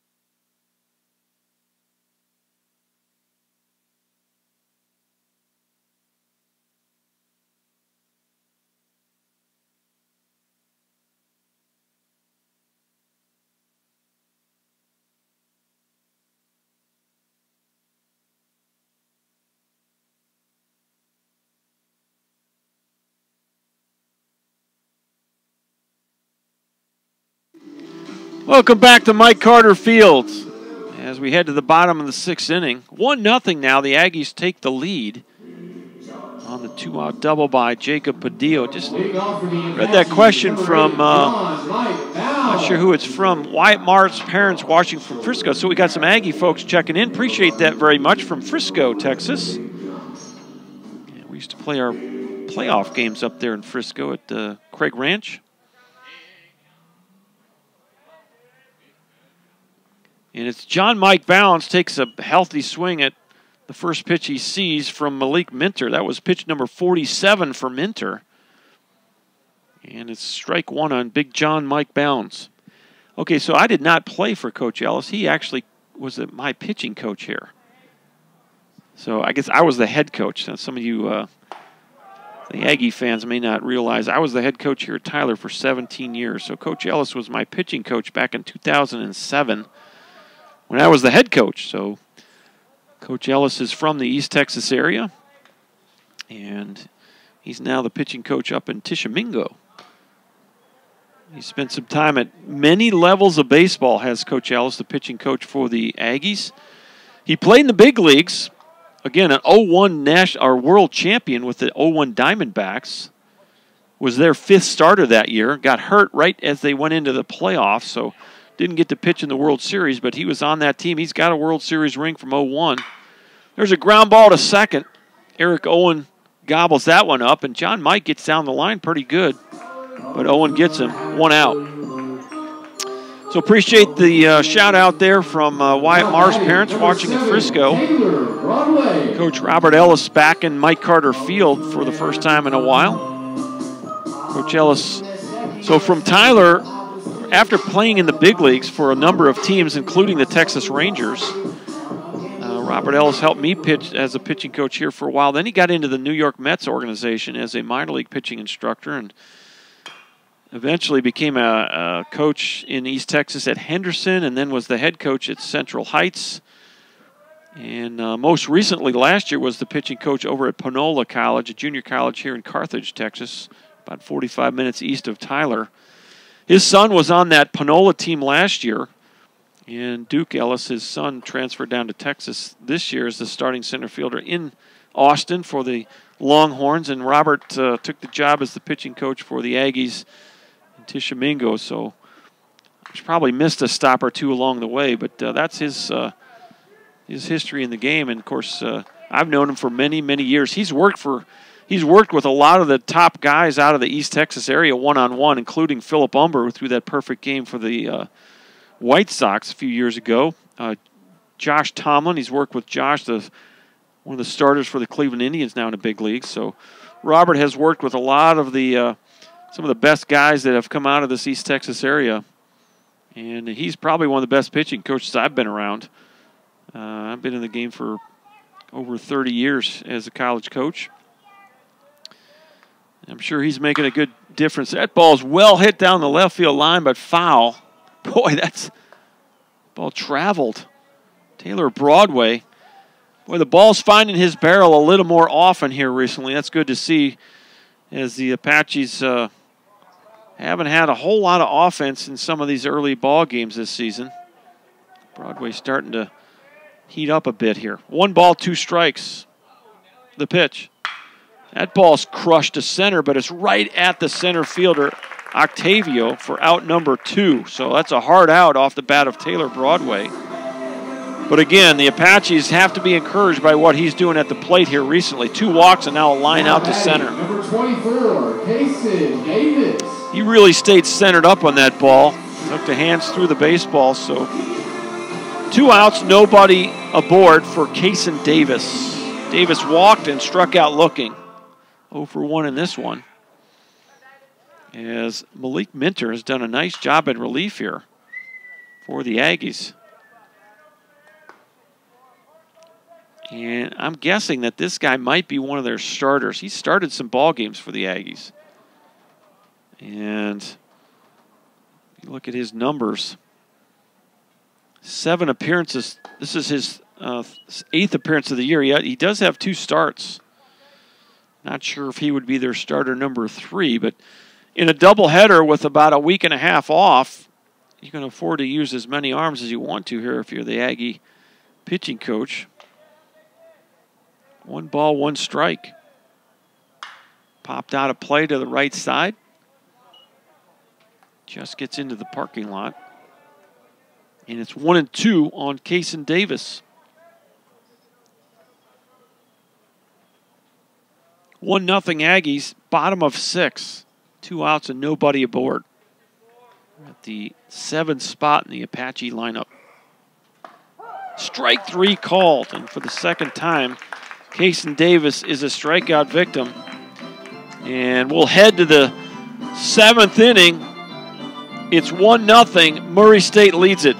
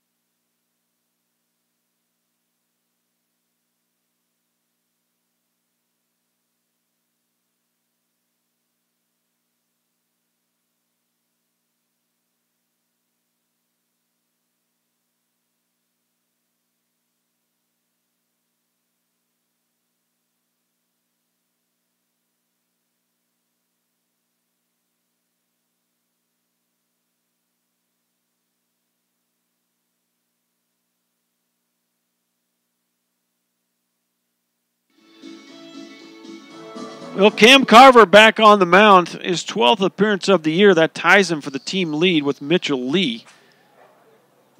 And he will face 6, 7, and 8. Sam Smith, Hayden Brown, and Gabe Simon scheduled to come to home plate for the Aggies from Murray State College with a 1-0 lead. We enter the final 3 innings here. Mike Carter Field. Bunt attempt that goes foul. It's 0-1 on Smith. Smith is grounded into fielder's choice, 5-4, and hit a ball right back at the pitcher.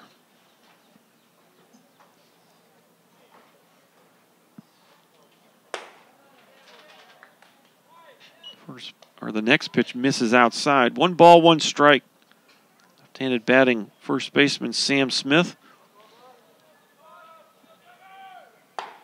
Big hack by Smith there, misses on it. And it's 1-2.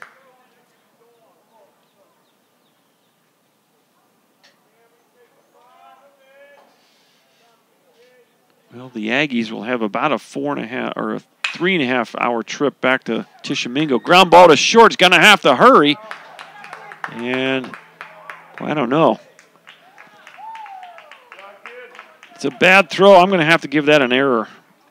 Sam Smith is aboard on the E6. Tell you what Tyler Griffin did is he did a good job of coming in and getting that ball. You like to see that. He knew that Smith had a little wheels getting down to first base, but I think a good throw would have got him. And the ball was in the dirt, and Morissette could not quite pick it cleanly. So leadoff batter aboard. You might see Brown lay it down a bunt here. He's going to square around, and he's slashing. He fouls it off. So he showed sacrifice, but then pulled back and took a whack at it.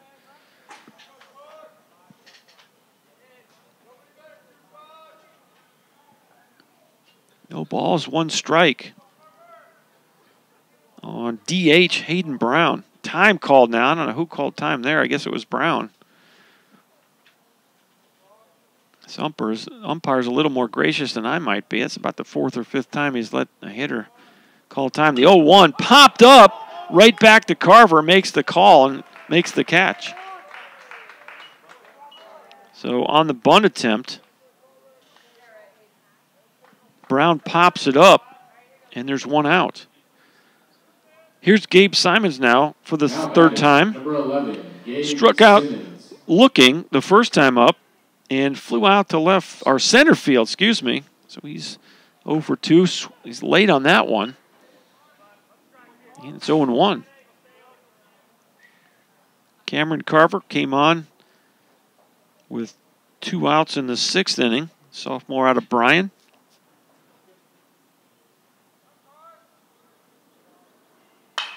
Ground ball, left side. Davis throws to the second, getting the lead runner, but not in time to get both of them. So fielder's choice, 5-4. Simons is aboard. Number 21, and Smith is out at second base. Now there's 2 outs for the 9-hitter, Wyatt Marr, for the 3rd time. And that's, now Coach Wren's going to walk out. Coach Wren took a bat in the ribs before the ball game, and he's kind of marching out there. You can kind of tell he's sore. I talked to him before the game, and he's never had this happen before. He was over in front of the Aggie dugout and talking to their coach, and one of their batters, the bat came out of his hand and helicoptered over and nailed Coach Wren. He had a pretty big whelp in his right ribs. Probably going to have to keep an eye on that, make sure nothing's cracked there. But he was really sore before the first game today, and you can tell he's moving pretty gingerly. He walked out to that umpire pretty slowly, and he's walking pretty slowly back, so hopefully he's okay. Kind of gutting it out here. I can tell just talking to him. He was really sore. Hope he's okay, but I think he went out to argue the fact that that was an automatic double play. There goes the runner to second, throw down, and safe. A great slide by Simons, avoiding the tag. Boy, it looked like the shortstop, Tyler Griffin, was waiting, and he was. But what happened is Simons took his left hand away and went around the tag with his right hand, and he stands at second base with a stolen base. And that umpire was right there, so, boy, the ball beating the runner, you thought he was out, but good slide there by the runner. Here's the 0-1. Just misses off the plate. 1 ball, 1 strike. Wyatt Marr is the batter. Walked back in the 3rd inning, struck out swinging in the 5th.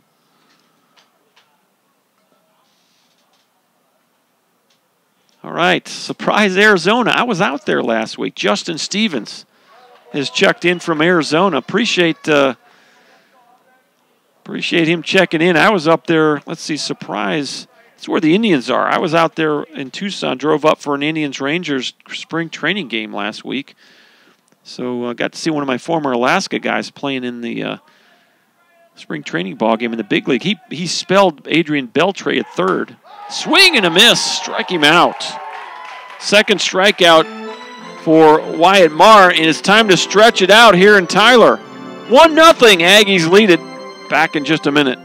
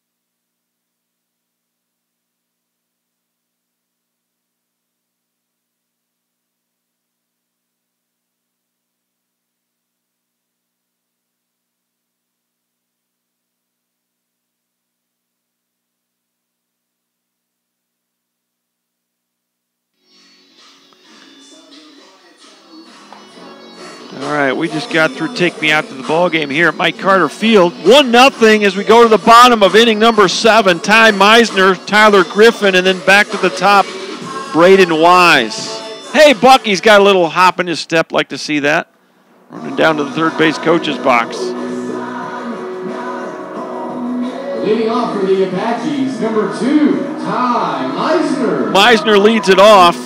0 for 2. Grounded into a double play, struck out looking. Meisner starts the doubleheader with a 3.04 average. And the Apaches need a base runner here. Malik Minter has done a nice job in relief, 58 pitches. Ground ball in the first pitch to short. Ty Smith up with it, throws to first base, 1 out. So Meisner grounds into a ground out. First pitch he sees. Here's Tyler Griffin. Griffin has struck out swinging, and good piece of hit, knocked the base hit into right field the opposite way. Back in the 4th. Minter, well, he did a nice job.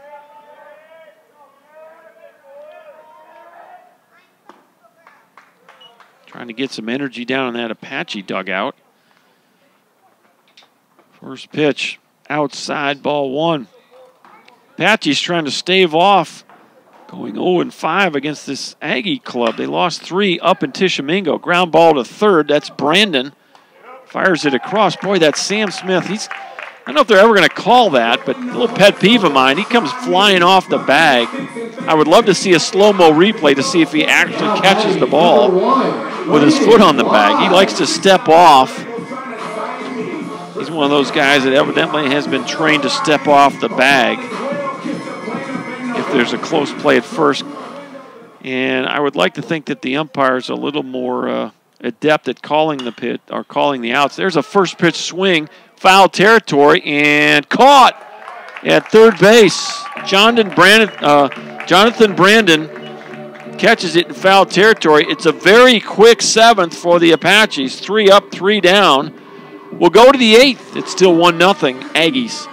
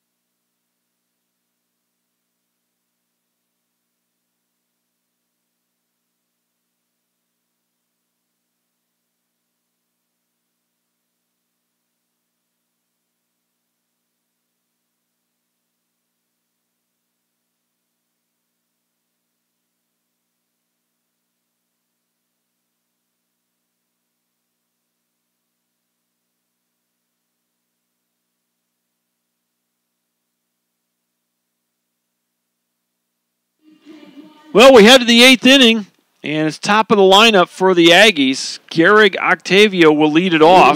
4th plate appearance here in this ball game. And just one official at bat. Walked in the 1st, got hit by a pitch in the 3rd, grounded out to second base in the 6th inning. First pitch from Carver, off the plate, ball 1. Carver came on with 2 outs in the 6th. We head to the 8th. He's still in there. That was pitch number 15 for Cameron Carver. He misses low and away. 2-0. Minter has thrown 63 in relief. Came on with 2 outs in the 3rd, and his pitch through the 7th for the Aggies. 2-0 pitch. Big hack there by the leadoff man. Octavio swings through it. And it's 2-1. 1-0 is our score on the top of the 8th inning. Solid fastball by Cam Carver. It's 2-2. Yeah, appreciate the remarks from Mr. Stevens out of Surprise, Arizona. Again, got to see the Rangers play a couple of spring training games last week. There's a ground ball to second. Meisner gobbles it, throws over, 1 out. Now batting, number 3, Eric Owen. Here's Eric Owen now for the 4th time. Owen just 0 for 1. He has walked and scored the only run of the game. He walked in the 6th. A pass ball moved him to 2nd. He caught the Apaches napping, stealing 3rd, and then was doubled in by Padillo with 2 outs as Padillo drove the ball into the right center gap. So only run of this game.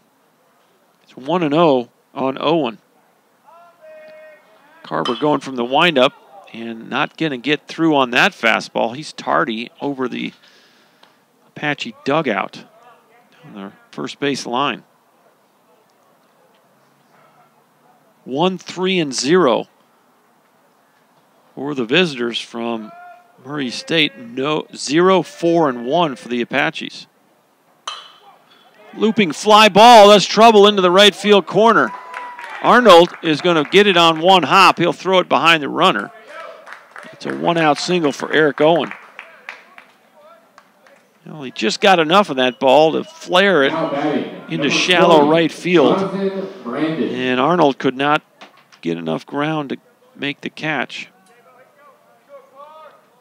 And now we're tied in the hit column at 4. First hit of the game for Eric Owen, and here's Jonathan Brandon. Third baseman 0 for 3. In on the hands, a high chopper right back to the mound. Carver will flip it over to first for the 2nd out. Well, we saw Malik Minter throw a 3-pitch inning in the 7th inning. And now Carver's going to try to, well, I can't match him, I guess. He's probably already thrown 3, but Aggies being just as aggressive in their half of the 8th. Cleanup hitter Jacob Padillo at the plate. Now, Cade Watson out to remind Cam Carver of some of the signs with the runner at second here with 2 outs. Padillo with the RBI double his last time up. Lined out to center, struck out looking. 1 for 3 with an RBI, and they're going to walk Padilla. So they're going to give him a base, and they would rather go at Ty Smith. So it'll be an intentional walk. So in the big leagues, you don't even have to do this, which I don't like. I like the idea that you got to make these tosses in the interest of saving time. Major leaguers have gone to a point 'em on policy, which I just hate. It's an intentional walk, IBB on the score sheet. First and second now, 2 outs. Here's Ty Smith. Number 2, Ty Smith.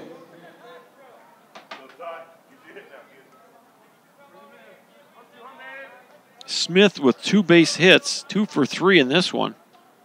1 to right, 1 to left, and he struck out swinging last time up. First fastball misses high, ball 1.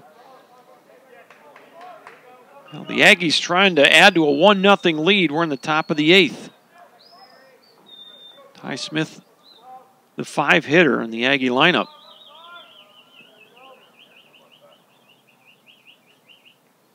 Here's the 1-0 from Carver. Misses outside. 2-0. 2 outs, 2 aboard.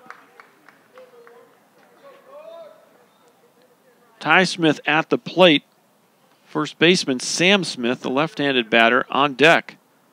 I'd like to think that they'd rather go right here at the right-handed Ty Smith, but Carver has fallen behind 3-0. Now Watson's going to run back out there. You do have a right-hander in the Apache bullpen.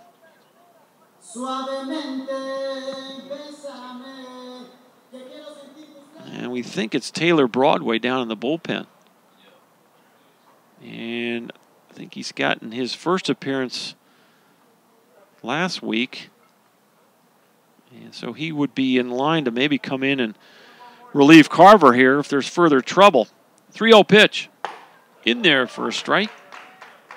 3 balls, 1 strike to Ty Smith. You want to minimize right here and try to get back in the dugout. We're in the 8th inning. 1-0 is the score. 2 Aggies aboard with 2 outs. 3-1 from Carver. Line drive into left field. The runner's going to be sent home. The throw from the left fielder is not in time. 2-0 Aggies. Big 2-out hit by Ty Smith right there. And, boy, you fall behind and you got to give in a bit. Ty Smith makes you pay. And here's now the first baseman, Sam Smith. So it's 2-0 Aggies. That's a big hit right there in a 1-0 game. And Sam Smith now up for the 4th time. He's 0 for 3. Cam Carver comes set. The pitch. Fastball. Strike 1. Still 2 Aggies aboard. Padillo at second. Ty Smith at first. With 2 outs. Carver comes set. Now time is called. This umpire has just been really... And I guess there's nothing wrong with being gracious. He's allowed probably 5 or 6 hitters now to get out of the box. 0-1 pitch. Misses high, 1-1.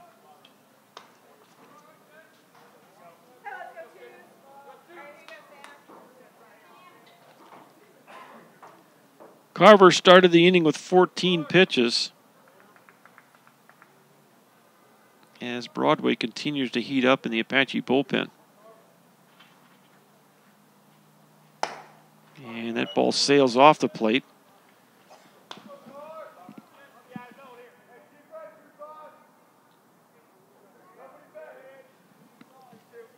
He's now thrown 35 pitches, has Cam Carver. He might have a short leash right here. 2-1, the pitch. And that sails high, 3-1.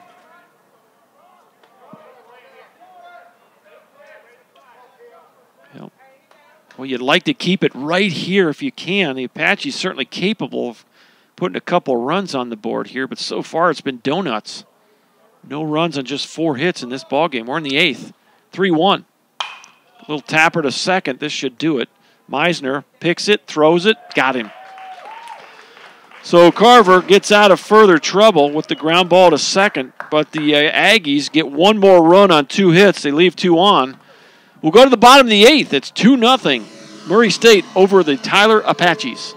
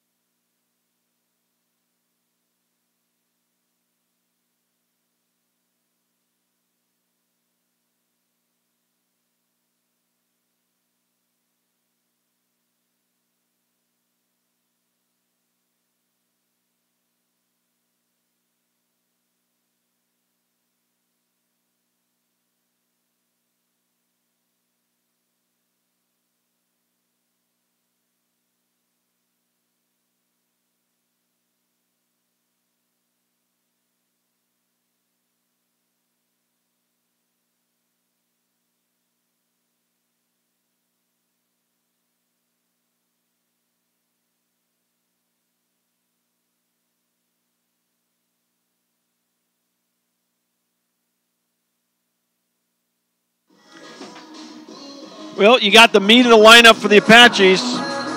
Need to get a couple of base runners on.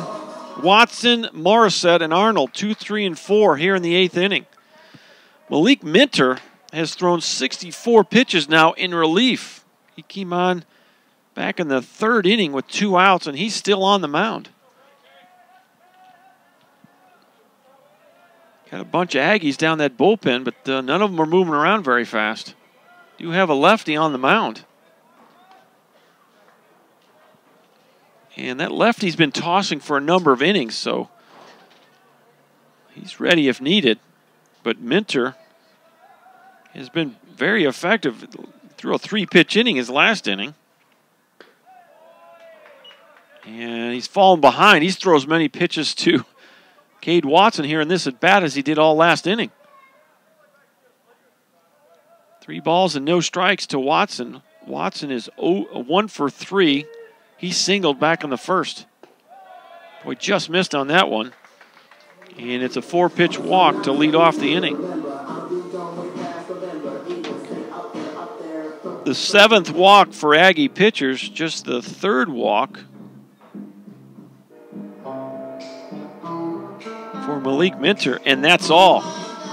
Coach Ellis is on the mound. We'll let you know who the new pitcher is when we return.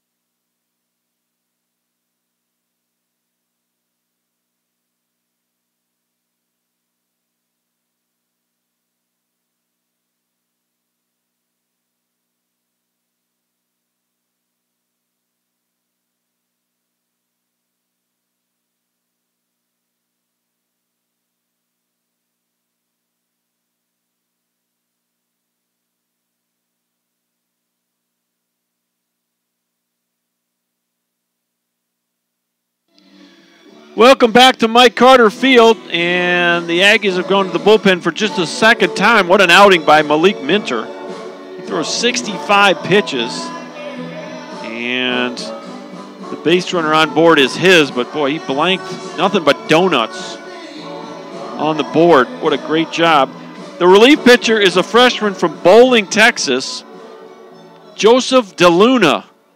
DeLuna taking over, and for DeLuna, his 5th appearance of the year. He's 1-1 with an 18.69 ERA. 4 1/3 innings pitched, 4 strikeouts and 6 walks. So I think this might be a matchup move here.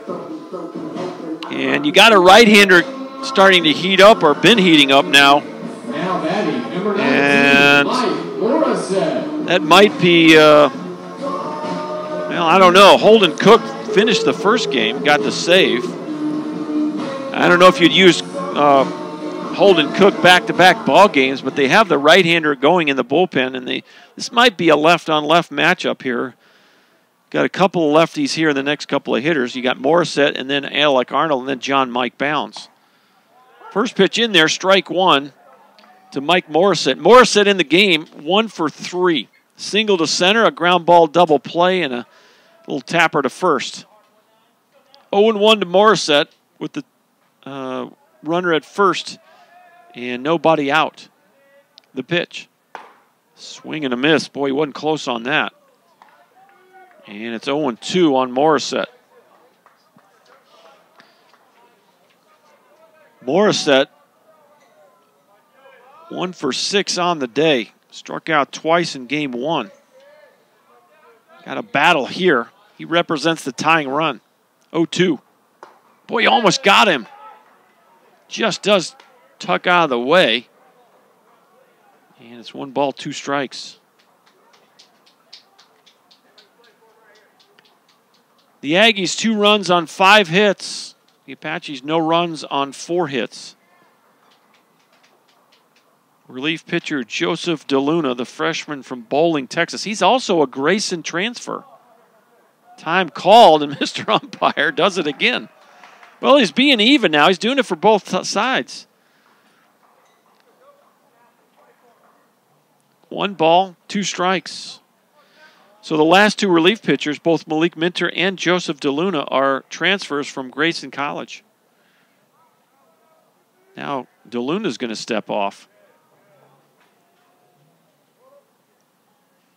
And now you got maybe double. You got a double barrel action down that bullpen. You got a lefty and a righty tossing. The 1-2. Swing and a miss. He got him. Morissette way out in front. Just waved at that breaking pitch. First strikeout for DeLuna. The 9th strikeout of the day for Aggie pitching. And with 1 out, here's Alec Arnold.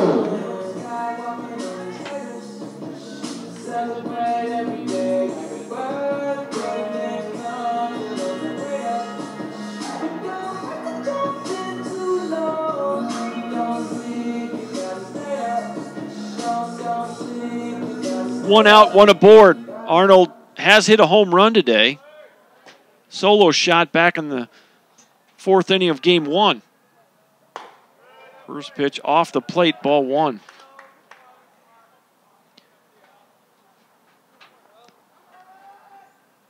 Softball, there's 6-1. I guess that may have been yesterday against Trinity Valley. Congrats to the Apache basketball team. Men's team went to the national tournament. They have been eliminated from that tournament, but they won the Region 14 tourney to advance on to the national tournament. Congrats to Coach Mike Marquis and his coaching staff and his players. Had a good year this year and made it all the way to the national tournament. That is not an easy tournament to get out of.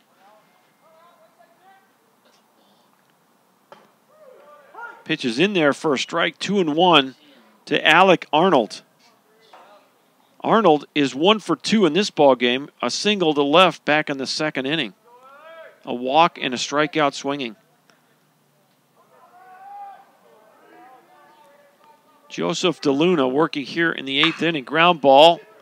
Diving stop at 3rd. Throw to 2nd. And not in time to get the twin killing. Jonathan Brandon left his feet made a really nice stop. He flipped it over to Eric Owen to get the lead runner at second base. So Arnold now at first base. And it's John Mike Bounds with 2 outs and 1 aboard. John Mike represents the tying run at the plate. And Big John, one big swing of the bat could tie this game.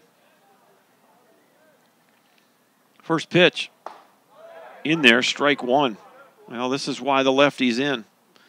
2 out of the 3 batters are lefty, and this might be the only or the last hitter for DeLuna. We'll see how Coach Ellis wants to handle it.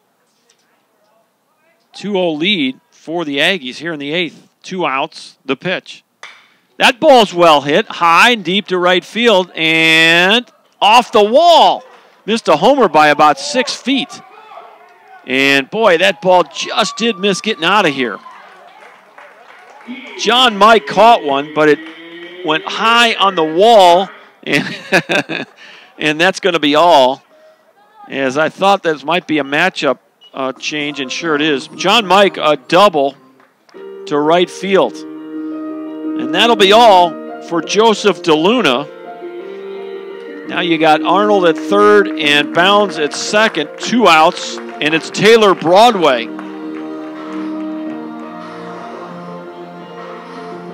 So DeLuna got the strikeout of Morissette, a ground ball off of the bat of Arnold, and a long double by John Mike Bounds. And you got Broadway at the plate with 2 guys in scoring position and 2 outs. So Taylor has swung the bat well here of late. And his last time up, boy, he squared a ball up and hit a bullet right at Gary Octavio in center field. They're going to bring on the right-hander. We'll let you know who the new arm is when we return in just a minute.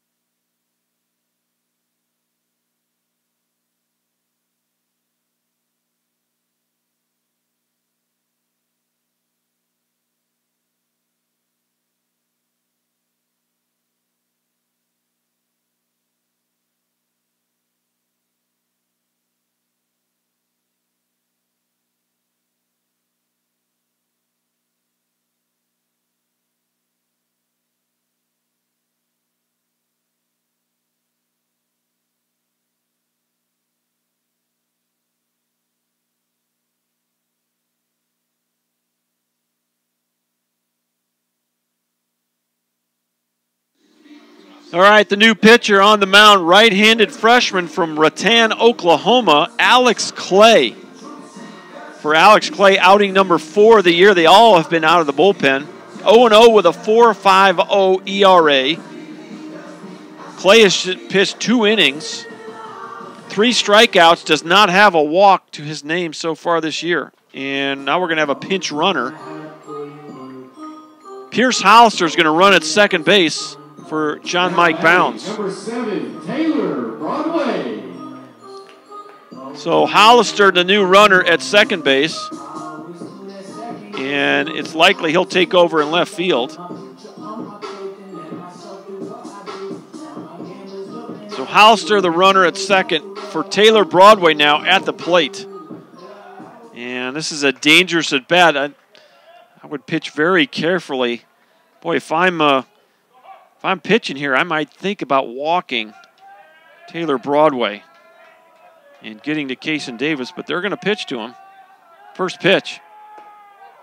Misses outside. They may have given him instructions to not give Broadway anything good to hit. 2 walks and a line out to center for Broadway here in the game. 1-0 count, the pitch. Boy, he came in on that one, and he misses off the plate inside. 2 balls, no strikes. Well, Broadway licking his chops right here with the tying runs aboard in scoring position and 2 outs. Bottom of the 8th. This is off the plate, and he's not going to give him anything close. And he shouldn't. So the bases, well, we'll see one more pitch here. Broadway with a 3-0 count. Be curious to see if he takes a whack at something he likes. And there is one down the middle, strike 1. Well, now, little plate discipline for Broadway here. Can't go chasing something. We'll see how close that Mr. Alex Clay wants to come here. 3-1 pitch. And he does come over the plate with an off-speed pitch, and it's Clay's going to come off the mound and run into the bleachers after that one. As Broadway pops it up to the right side, but it's over the net. So it's a 3-2 count, 2 outs.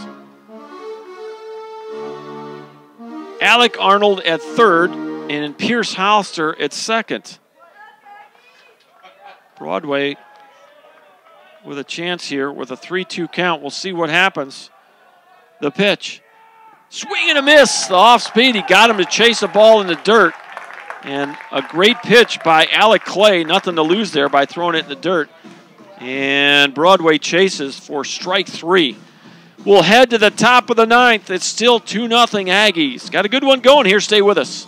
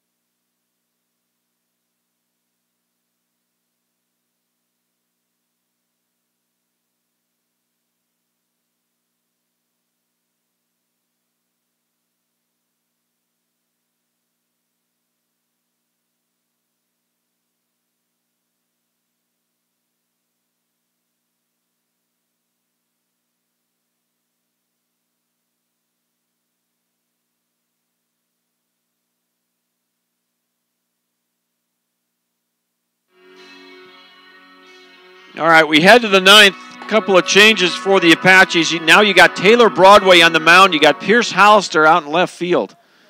And, boy, Broadway's job is just to keep things as they are. Second out of the year for Broadway. He did get, I think, what, 1 inning of work at Weatherford? Is that what it was? Anyone know? Stats didn't quite get into the stat sheet here yet. So his second out of the year. And he's going to face 7, 8, and 9, Brown, Simons, and Marr. First pitch swinging, fouls it straight back. 0-1 on Hayden Brown, the DH. Brown is 0 for 3, popped up to second, struck out looking, popped up of a sacrifice attempt his last time at the plate back in the 7th. We're in the 9th inning, and the Aggies trying to sweep a doubleheader here at Mike Carter. Here's a fastball outside corner, strike 2. The Aggies defeated the Apaches in 3 games in Tishomingo, 8-7, 14-11, and 10-6, and they won game 1 today, 8-6. This has been a different kind of ball game. Strike 3 called. Broadway painting the outside corner. His first strikeout of the ball game, and strikeout number 6 for Apache pitching. Here's Gabe Simons for the 4th time. Struck out looking, flew out to center, and grounded into a fielder's choice his last time up. Swing and a miss Strike one.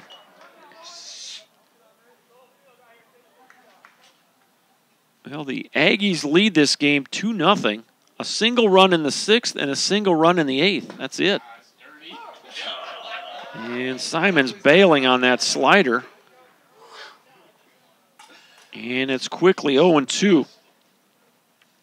We're at the 8th spot in the Aggie lineup. It's been a pitching and defense kind of game. 10 hits between both teams. Swing and a miss on another nasty slider. And there's 2 outs.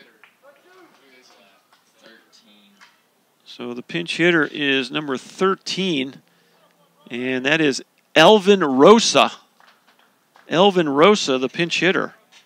Now batting, number 13, Elvin Rosa. So Rosa will get the pinch hit at bat for Wyatt Marr here in the 9th inning. And check the numbers here. Elvin Rosa, a .308 hitter. First pitch misses low, ball 1. Rosa on the year, 12 out of 39. He's got 3 doubles and 4 homers. Second on the team in home runs. So Rosa coming off the bench here in this outing. He has started 7 ball games for the Aggies. He's appeared in 11 ball games. So it's been pretty effective off the bench here in the 4 games that he didn't start.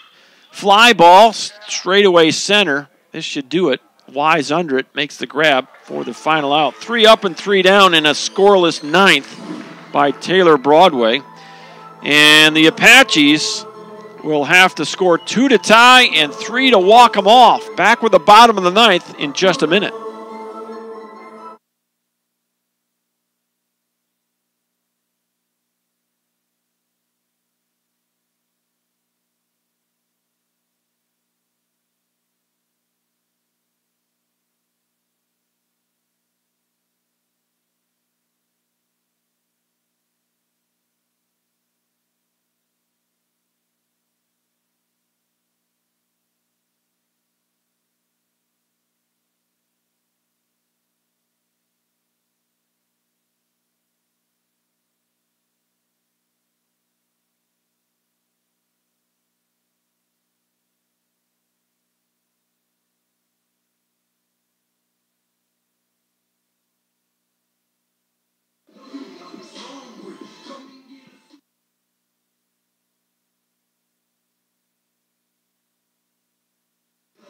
Well, we go to the bottom of the 9th inning, and the Apaches trying to find a way to avoid getting swept here at home.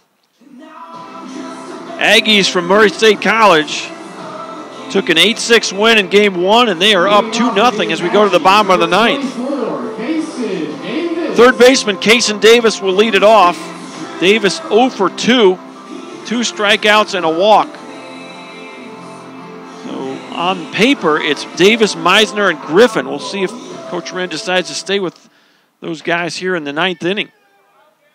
Back on the mound is Alex Clay, and he almost hit Kaysen Davis inside, ball 1. Alex Clay came on with 2 outs in the 8th inning and got Broadway to strike out. That pitch is in there, and it's 1-1. Well, as you might expect, the Aggies have a couple of guys going in the bullpen just in case they're needed. They got a long layoff here between now and their next game, so no reason to save anyone. The Apaches are turning around on short order and will play a 1 o'clock game here at Mike Carter tomorrow. And that pitch is off the plate, and now 3-1. So you're 1 pitch away from bringing the tying run to the plate. That's exactly what the Apaches need. Might want to even think about taking one here. And, boy, pretty close pitch. Check swing didn't go. A leadoff walk for Kaysen Davis. That's exactly what the doctor ordered for the Apaches. 8th walk of the game.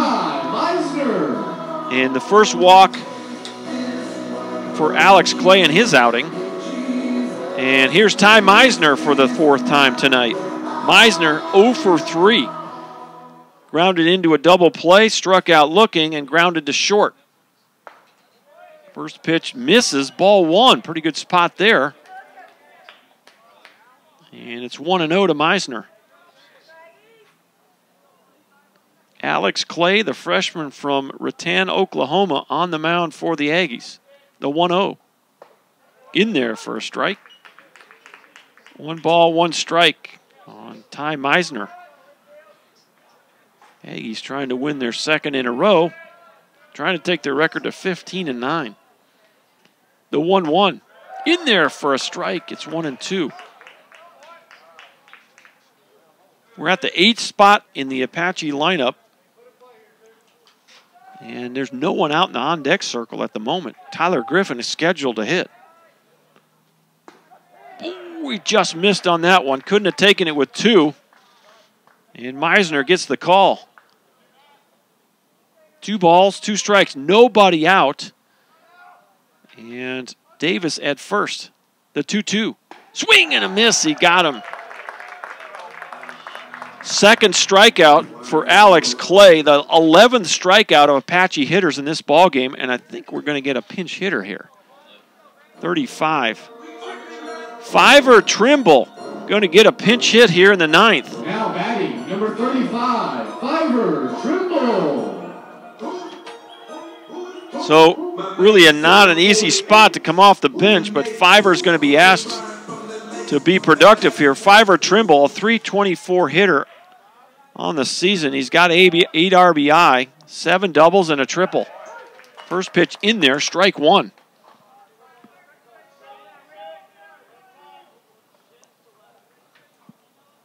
Trimble coming off the bench, has sat all day. He has not played. And that pitch misses low. 1 ball, 1 strike. Well, should Trimble reach, it'll be back to the top of the Apache lineup. Braden Wise on deck. You got 1 out and 1 aboard. 2-0 is the score, bottom of the 9th. The pitch. Low. Good job by Padillo. Well, he's been a blocking machine all day long. 2 balls and a strike with 1 out. Fiver Trimble trying to get some Mike Carter magic going. His swing and a miss. Good hack at a fastball and can't catch up. I've had to pinch hit in the past. It is not an easy thing. You sit there on the bench all day and you just got no feel. And, boy, you got to jump in there and compete. 2 balls and 2 strikes. The pitch. Fouls it off. You can tell Fiver shorten up on that. And you got a battle here with 2 strikes.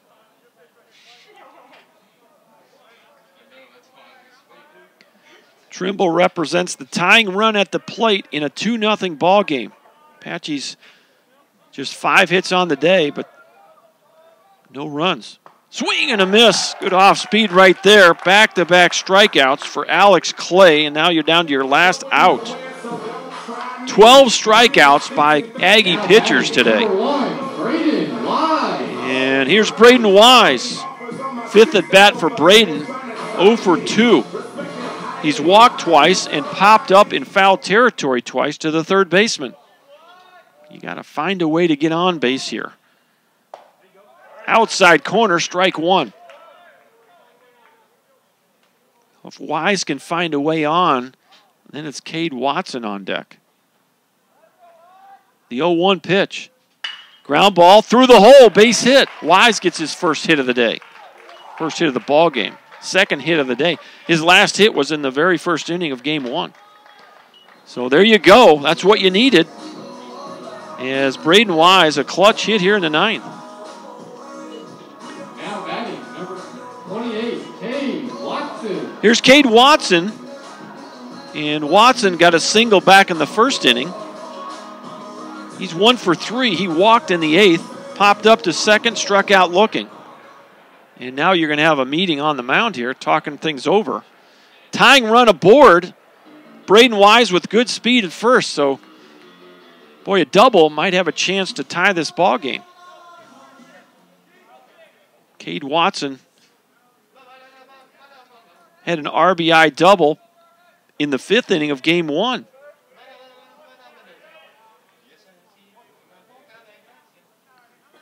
Two-0 Bottom of the ninth, 2 outs.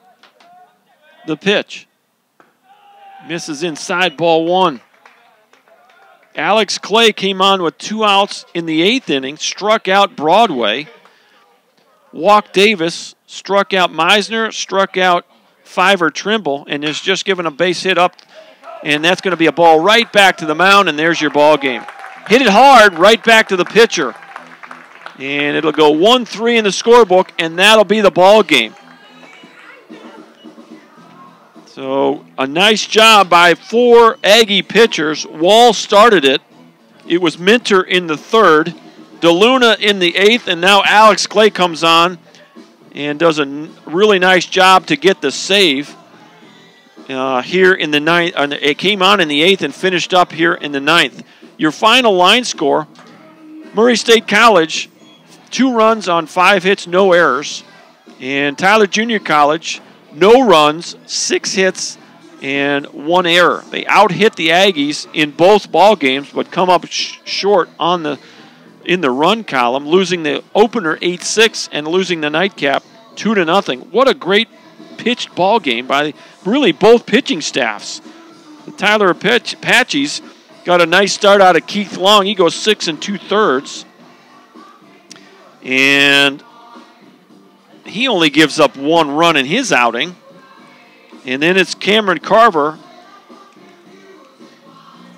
in the middle relief role, and he just gives up 1 run. And then it's Taylor Broadway that came on and threw the 9th, and he got 3 batters to retire in order. The Apache pitcher struck out 7 Aggie batters in 9 innings of work. And, boy, the Aggie pitchers struck out 12 Apaches in this one. And what a good job by them. Wall, Minter, DeLuna, and then Clay to finish it up. Clay is going to get his first save of the year. And Wall, well, no, the winner, let's see here. 3. I think the winner is going to be Malik Minter. And we'll look back at the Aggie stats here.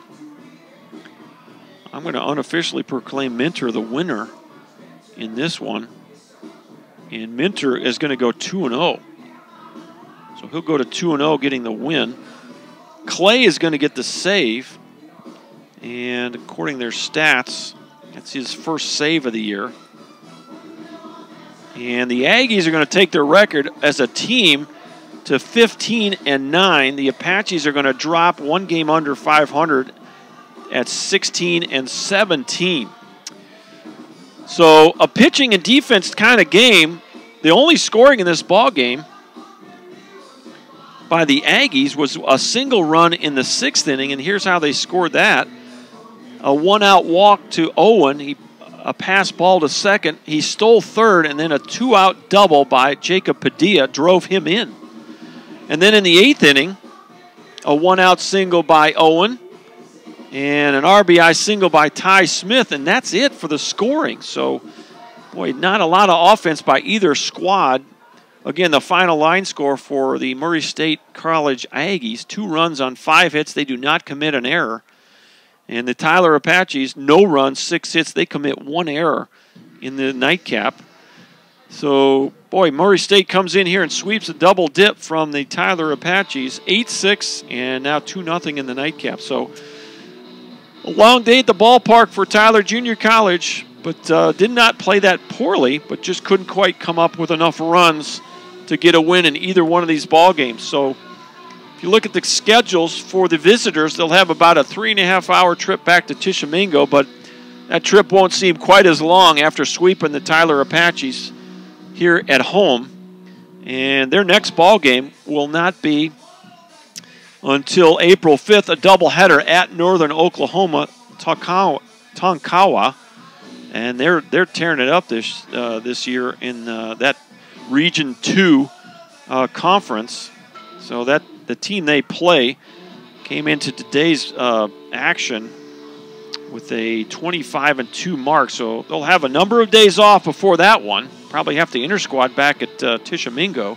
The Apaches, not a lot of time to lick their wounds. They'll turn it right around in short order. A 1 o'clock single game tomorrow against the Centenary Gent JV squad.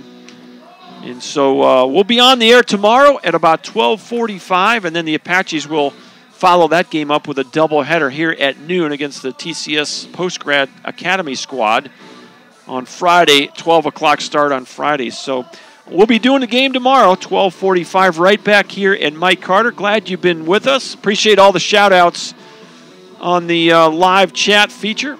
So for Dr. Tim Drain, Kelsey Weeks, Chuck Smith, the whole athletic department at Tyler Junior College, this is Dr. John Groth signing off from Mike Carter Field here in Tyler, Texas. The Murray State Aggies win game 1-8-6, and they sweep the doubleheader in a 2-0 shutout, a 6-hit shutout by 4 pitchers in the nightcap. So until tomorrow at 12:45, so long, everybody.